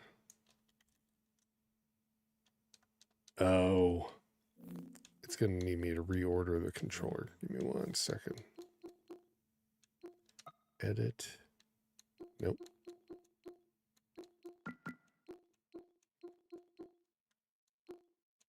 There it is. Xbox Series S reorder, or X controller. So we need to... I think we're fine. Right? No, maybe not. Let's see. Options. Screen. Yeah, again, you don't have a lot of options that you can change at all. These are just basically, they ripped them from, as far as I know, the PS1 version, or PS2 versions. Everything else is the same. And I don't think it's going to do a Steam save. So that kind of sucks. You can't play on your computer and then jump over to your device if it doesn't support that.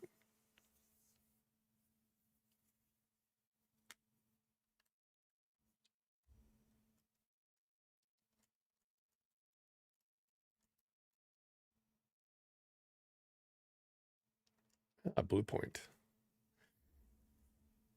That's right. They're some of the better, remake, remaster folks.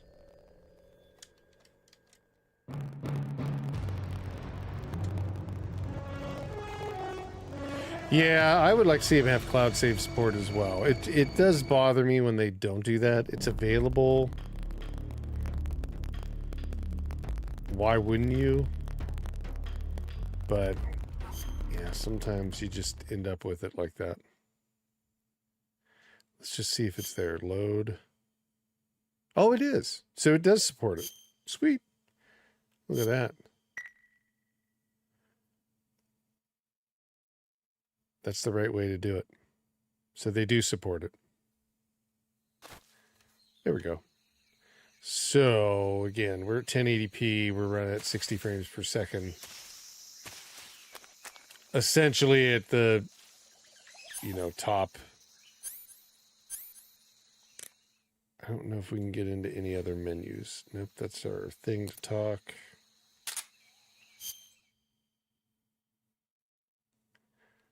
This is our other options. Yeah.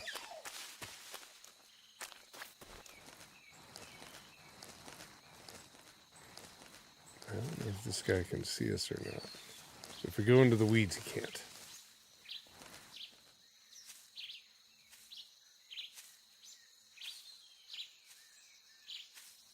And yeah, we're locked at 60 right now.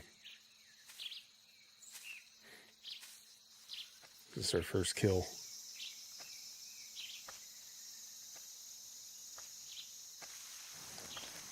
Huh?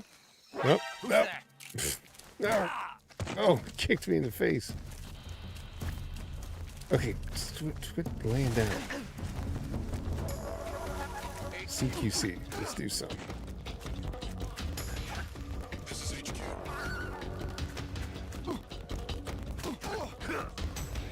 Oh, there must be another guy. Sending reinforcements. There is. Uh-oh. Oh, there's a lot of them.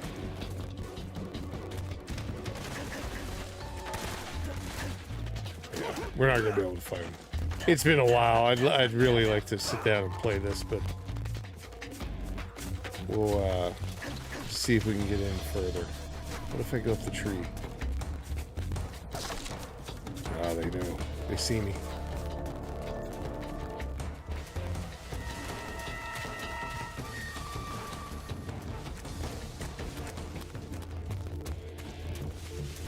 If I just lay down in the grass, will they walk past me? They might.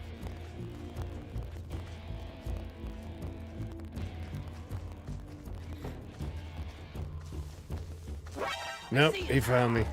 And he kicks me in the head again. Yeah, that's it. Not much we have to do on this game. This game's gonna run just fine. All of them run just fine out of the collection, so like I said, with the performance that we were getting on the Steam Deck, of course we're gonna get better performance here on the Legion Go. Oh, they're still after me. Keep running, man. Oh no.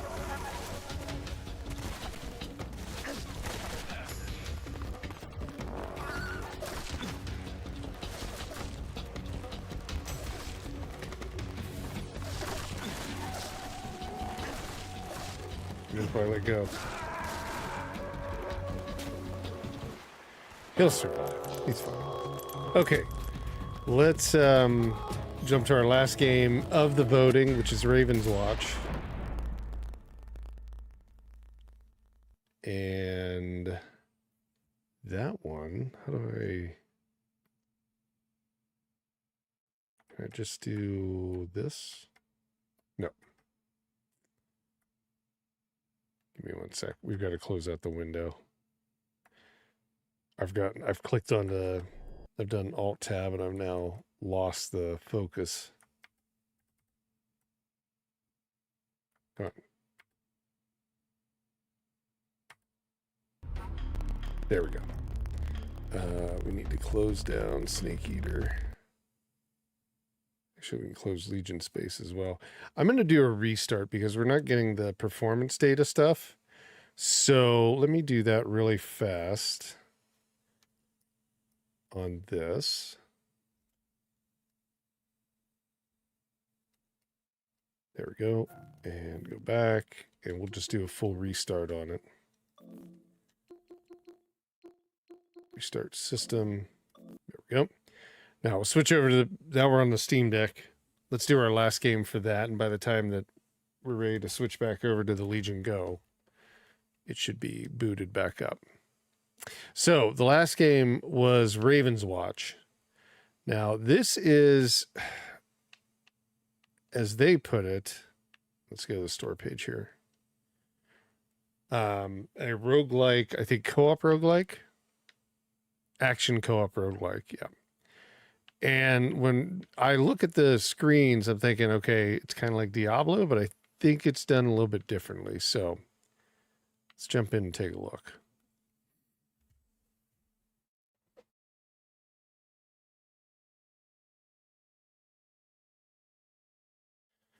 I hit my foot pedal. It has my... For some reason, I decided to put the lights on the foot pedal so I could just touch them like that and turn them off. I don't know why. I'm going to actually have to take that off because there's no reason for it. And it actually, I go to mute when I have to cough. It's a foot pedal, and I just hit that every damn time.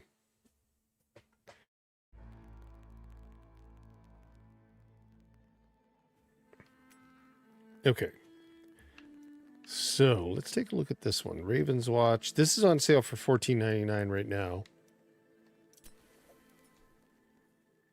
And it's from, is it Nikon? Nikon, I think it is. Hey. Yeah. Oh, give me 1 second, folks. Hang tight.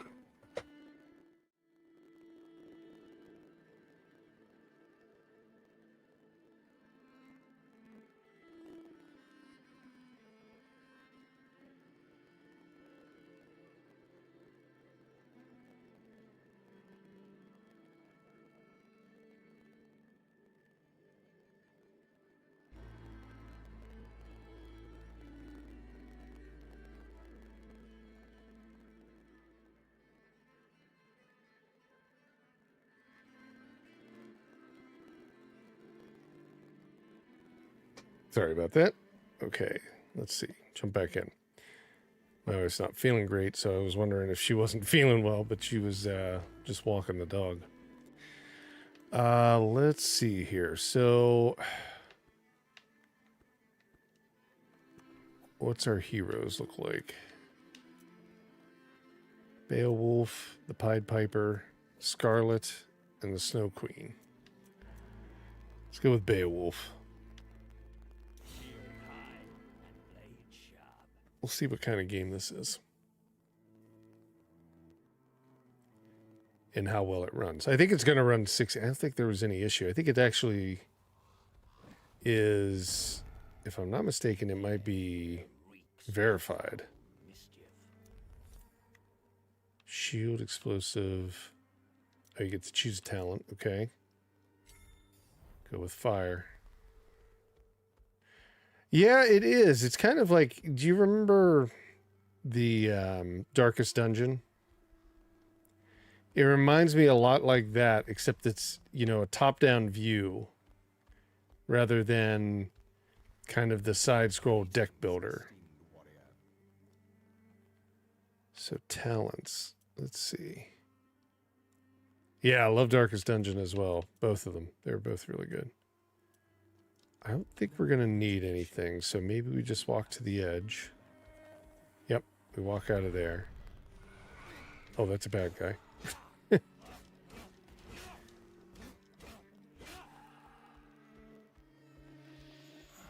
So I'm wondering if this is more like a co-op version like Hades.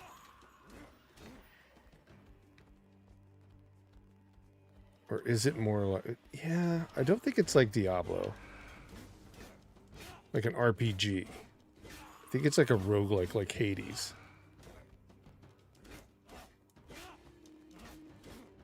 And then you build up, you get your talents every time and all that stuff. So what's our settings? Let's take a look at that. Graphics mode. 60 hertz, VSync, high textures. So we're basically maxed out on what we can do. We could probably get 90 frames per second on the Steam Deck Oled, but because the capture card only does 60 here, it's only going to go with the 60 refresh rate because we're VSyncing it.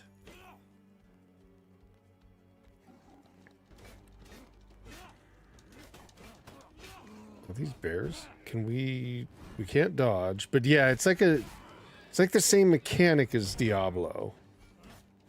Like where everything's timed, you know what I mean? Like you hit X and you can hit X right away, but if you use magic or a special move, it's got to rebuild. What is this? Those are like bears. Death's Door. Use a raven feather. Sure.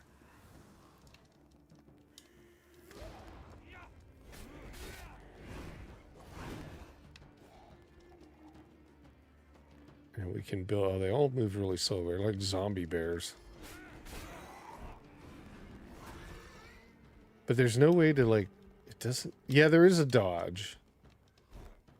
It's like hitting A. And you only get to use it, like, so much. So there is something like that.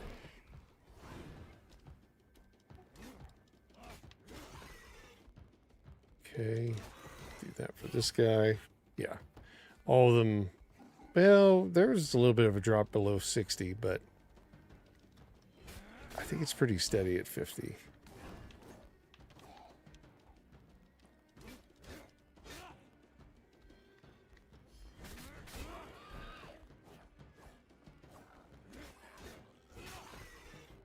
But yeah, it's kind of like Diablo meets Hades.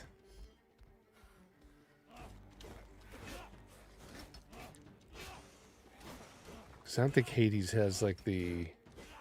You have to wait. What game is this? Hey, Franco. This is Ravenswatch. It's from Nacon, which is... what was the Callisto project, I think they did. So they published this one as well. We strike Blade Master. So it's like a roguelike, like co-op roguelike. After each trait activation, 3 attacks. Heavy strike attack is slower, but cleaves at a wide area. Okay, let's do that. Show yourselves, you wretched wretches. But yeah, definitely giving me like Diablo meets Hades vibes. Holy crap. Don't touch the book.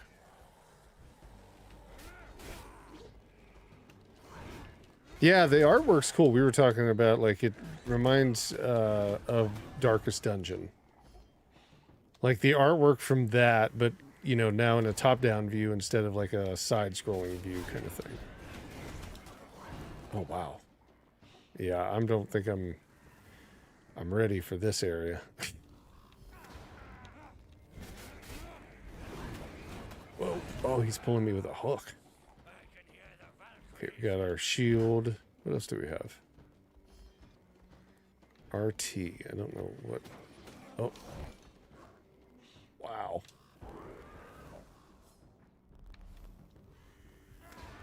Oh, it was destroyed, so we were trying to get it. Oh, okay, we can do like a projectile. I guess we had to beat those guys within a certain amount of time for that not to destroy that grimoire. And then we probably would have got like bonus stuff for it.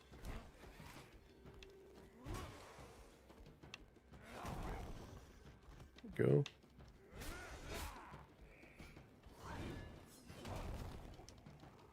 Okay. Yeah, the fighting mechanic's pretty good.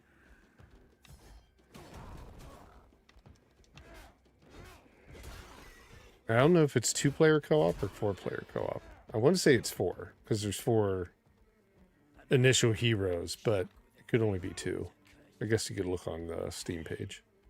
So we do have a map, and we can kind of see where to head. I don't want these guys to have too many around me. There we go. Oh. So what happens when you run out of Raven's feathers?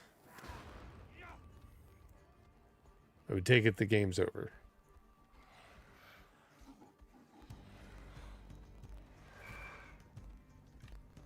Okay. Oh, new characters. New enemies.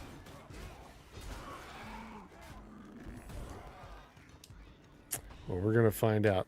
Once we're dead with this, we'll jump over to the Legion Go and see how it runs on there. But I mean, like, this game looks like it would be able to run on pretty much low-end PC devices.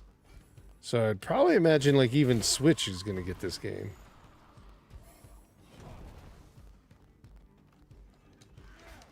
Although I don't know if it's available on it yet.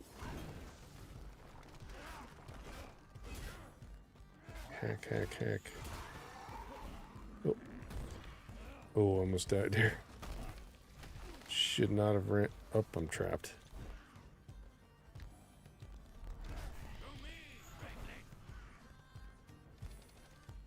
Oh, so you can get a pet too or something.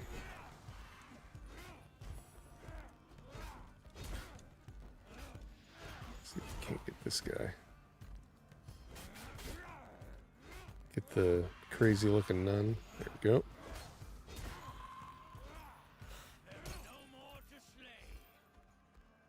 Okay, let's see if we can die and just see what... I mean, I don't think that would be hard, but we'll just see... Oh, well, here's a trader. Go out and get me that straw. I'll be waiting here to supervise the work. Okay. The battle is not over yet. I just kind of want to see what happens when you are defeated without any more feathers. Okay, death got us. Do we start a new run? Defeat. Okay, we get experience that carries forward. And then we could just start back over and it's a whole new run. You got modifiers. Okay. Yeah, very cool. Multiplayer. It looks like I said, like four-player co-op. Okay. Yeah. Neat. Okay. Let's jump over to the Legion Go, which should be rebooted. Take a look at the game on that. Now, again, this one will essentially run this at 1080p. Probably could run it at 2560 by 1600p. But we're not going to do that because we won't... I'm only broadcasting at 720p, so you don't really even see the major advantage. Just kind of see it a little bit more visually impressive at 1080. Down scaled to 720.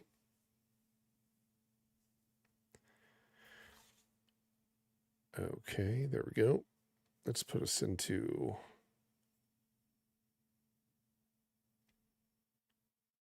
big picture mode.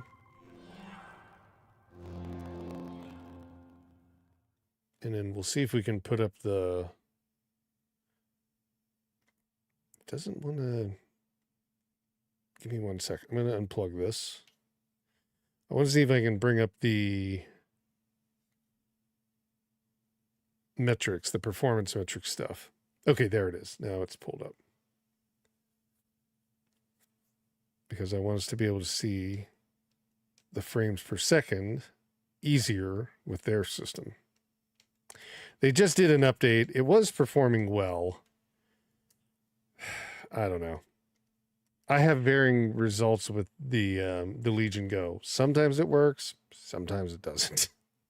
Sometimes the game, it always plays games, but I mean, like, sometimes the performance metric or the what shows your frames per second, your temperatures and stuff like that. Sometimes that works, sometimes it doesn't. Okay, now we are controller connected. Okay, and we'll jump into Ravenswatch. And now we have, up in the left-hand corner, we have the performance metrics. And you can see, like, on this device, just like on the Steam Deck, you can see, like, fan speed, GPU usage, the RAM, what the battery's at and all that stuff. Oh, Bioshock played perfectly. I mean, if you can just, if you've got the ability to, you could just, like, reverse backwards. But it'll be on the VOD. But yeah, it was like we were playing on ultra settings at easily 60 frames per second. It's probably going to do like close to like 80, well, maybe 60 to 70 on the Steam Deck, probably 80 to 90 on the Legion Go. But yeah, both were on ultra settings. Okay, let me do this. I think I've got to enable Steam input. There we go. Now it's working. Yep.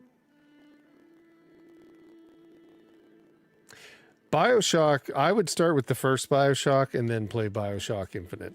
Bioshock 2 is skippable, in my opinion. Although I like it, I played it. It's just Bioshock 1, we were talking about earlier, Cranberry. It's never the same experience after that, right? Just kind of seeing what's going on in the game. Let's see here. We'll go all the way back. Let's just pick a character. We'll just go with we'll actually go with the Pied Piper this time. And okay, then you can just reach out to your friends and say, hey, come play. I didn't know if you could add like computer players or whatever. CPU controlled.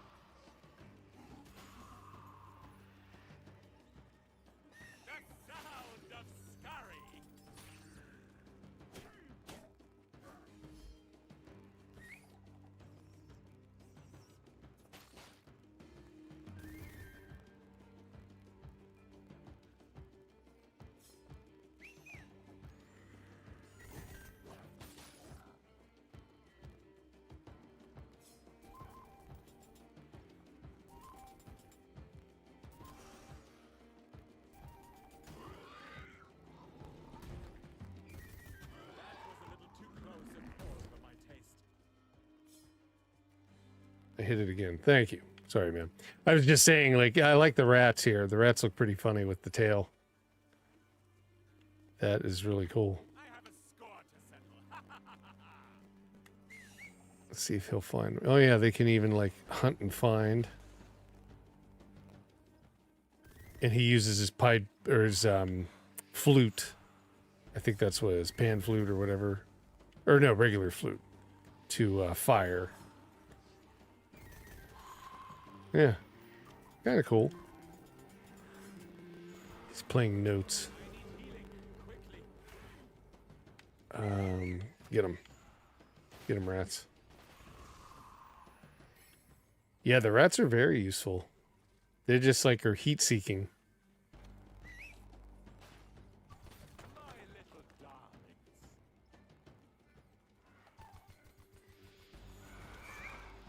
And you get so many rats back after a while.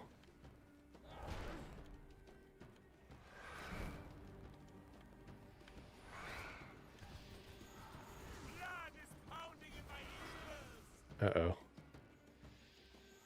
But, yeah, it's running 59, 60, no problem. 1080p. Oh, we gotta use a feather. So you get like 7 lives. That's what it looks like. 7 continues.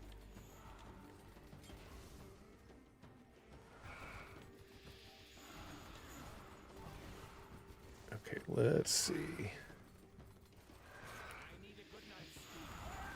Yeah. I mean, we can see it's doing pretty well. So yeah, kind of an interesting game. Let's jump over to the game that I picked, which is Vampire Hunters. We'll take a look at that on we might as well look at it on the Legion Go. Now, Vampire Hunters is more like a bullet hell, like the ones like the action roguelike bullet hells. Where is it? There it is. Let's take a look at that one.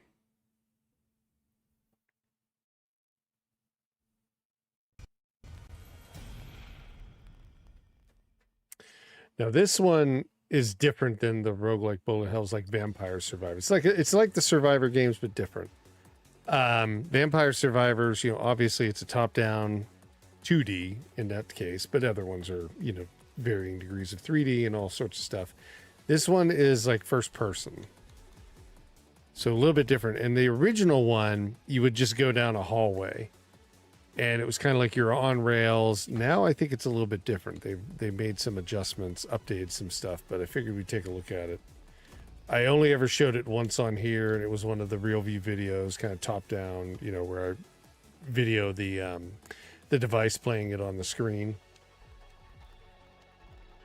Let's just go with this guy.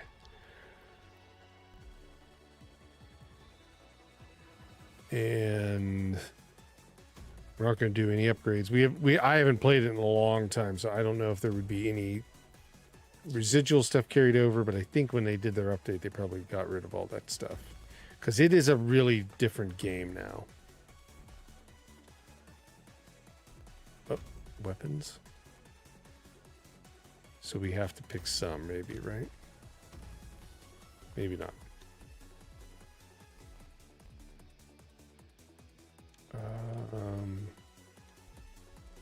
Music. Yeah, this is a lot different than what it was before. So stage. Oh, constellations. Do we have to pick that? Maybe. Big Dipper. Little Dipper. Something. Okay, prepare. Artifacts. No artifacts. Weapon. We can choose any weapon we want. I think. So we could go shotgun. Oh, we don't have anything to buy it. So machine gun is, submachine gun's the thing. Okay, now can we play? Nope. There it is. We just had to fill all that. Yeah, so this is totally different. Like, it was, you didn't have free will to run everywhere. You were just going down a hallway. But this is a survivor style bullet hell. So, like, I think you're auto fire. Pretty sure.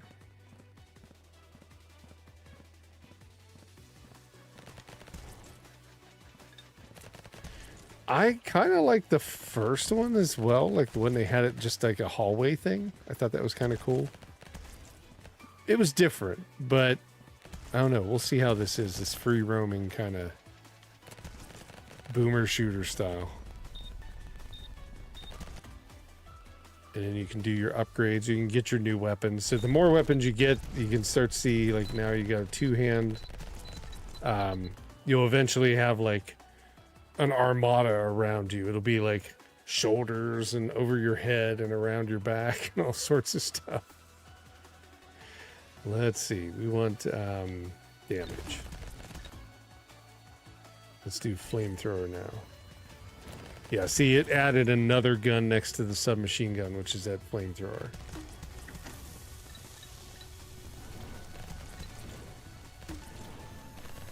So it's kind of interesting when you can just keep adding tons of weapons.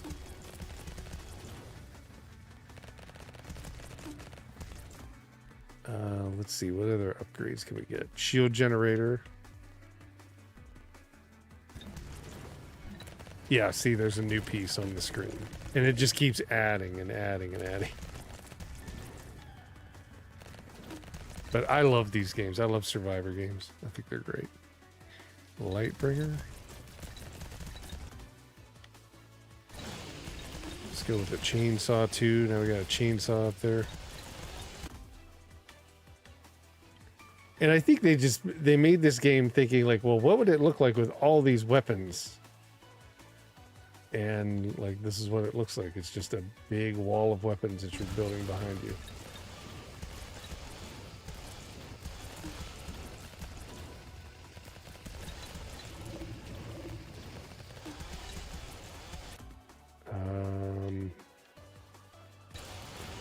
Take some HP. Oh, we died. So it's the same idea. You carry it forward, do it again. Carry it forward, do it again. But if you go back through and look at the original video, you'll see exactly what it looks like to play the old version of this, which I'm surprised they don't have like here's the legacy version, here's the new version kind of thing. I mean, maybe they were just like, we don't care, nobody overplay it. Yeah, well, mostly they are Cranberry, and I mean, in that sense, they usually are that. But for this one, they decided to go a little bit different idea, and then they wanted to say like, well, if you ever played Vampire Survivors, you know, you'd see like tons of different weapons running at the same time. You know, like stuff circling you, doing all this stuff. Well, what would it look like? And this thing ends up making it look like you've got weapons that go all the way from the top of the screen down in an arc around your character. So it's kind of funny that way, but yeah, it's a cool idea. You just spawn enemies, you stay in kind of the area. What did I add now? Oh, a new... Oh, like a little switchblade up there in the left-hand corner. It has a cooldown. But yeah, you'll have like a screen... Like, I don't even know. I would guess to say like at the max of the weapons that you could have, you might have like only a visible area on your screen of about 30% compared to 60% being taken up by all the weapons. It's crazy. So now I added the shotgun. I'm not doing very well though. I keep dying.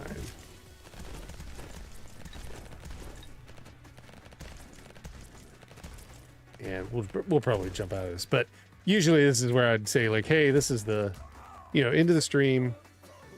Appreciate everybody. Tonight we're gonna stay on a little bit longer, so like after I'm gonna like do the outro screen. I'm not gonna end the stream itself, and then I'll come back, and then what I'll do is just edit it within YouTube just to cut that part out afterwards. But I'm just gonna stay online a little bit longer. We can take a look at like Ratchet and Clank as well, and then I wanted to show you guys that Deep Rock Galactic Survivor game, one of the ones that I really have been playing and liking, and just I'll play it for a bit. But yeah, this one's kind of cool. If you want to see games like this, you know, subscribe to the channel, jump in and vote for what games you want to see on the daily poll. I put it up every day on YouTube. If you're subscribed, you get notified, but you don't really have to be subscribed to vote. But if you do subscribe, you get notified when it goes up, and then you can start the voting. And there's a new game going up every day. Well, there's 4 new games that go up every day. One game gets chosen by the voting crowd, and then that game moves forward. So we end up with Monday, Tuesday, Wednesday, Thursday, Friday, and that ends up with 5 games to look at on the Steam Deck Oled and the Legion Go. And then, oops, there's a guy right there. Shoot. And at that point, I also pick a game like Vampire Hunters here that we show on the show on Saturdays. So you get 6 games at least to look at and to see performance. And we go through, and if you have questions, if you want to make changes, anything like that, to see like how the game would run, we can do that live. And yeah, it's just pretty fun every week. Kind of go through, do a lot of games. It's about a 2-3 hour show, depending. And love to see you join. So if you haven't already subscribed, click that subscribe button. If you like the video, click the like button, share it with somebody, or leave a comment on which game you thought was the best one out of the 6. Did everybody get it wrong, or did we have a pretty good lineup of games? There were some different ones, like Ravenswatch. I wanted to see what that one looked like, and I'd like to play a little bit more of it, because like I said, definitely it feels like a Hades Diablo to me. I like Vampire Hunters a lot. That's why I picked this one. I wanted to see how it would look. So now we've got another knife. And I think we can call it good. Oh, here's a new launcher weapon. I was trying to see if we could get more. Now see, we've got a hand also on the left-hand side. That's to throw things or to deal with like these green balls that's dropping out. Ball bat weapon. Yep, that's a melee. Let's see. Pirate cannon. So now we've added a pirate cannon to to the lineup of weapons. We'll just keep this conga line going.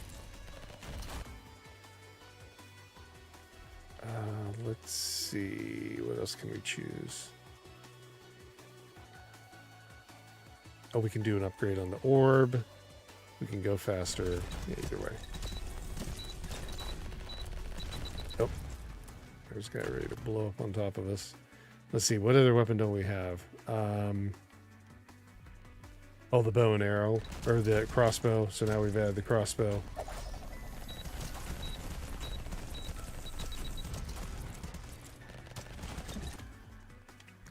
Let's see.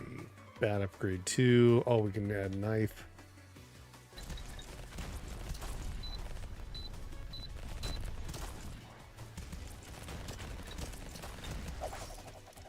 Trying not to get killed so we can see how many weapons we can stuff on the screen.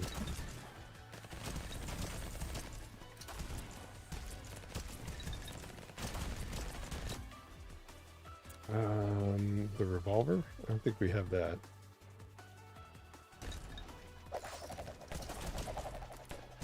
No, we didn't. But, yeah, let's call it good there. I appreciate everybody for coming and hanging out, checking out the show. Always enjoy everybody just stopping by. And for those of you catching us on the VOD, appreciate you watching. And definitely, like I said, click the like button and help get it more visibility. But otherwise, that's going to be it for this. I am going to come back right after we kind of do the outro here. And like I said, we're going to take a look at Ratchet and Clank and some other games. But do appreciate everybody for hanging out. Everybody have a great evening. Have a great week.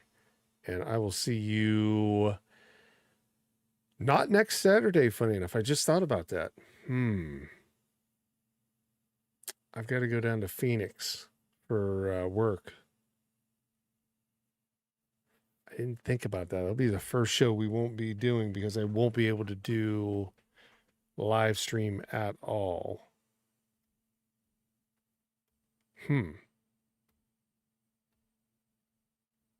Could even pre-record it. I'll leave a note. I'll leave, you know what we may end up doing is still doing a vote, but we'll do 2 weeks worth of voting and then maybe like 12 games or 10 games instead of 5. Plus 2 that I would choose. That may be the way to go.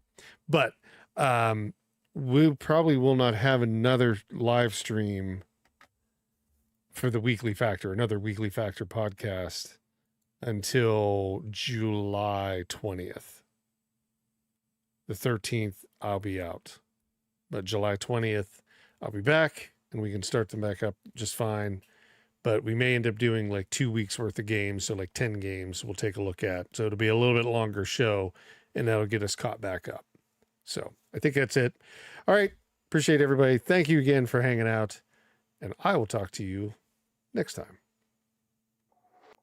I gotta hit the right button.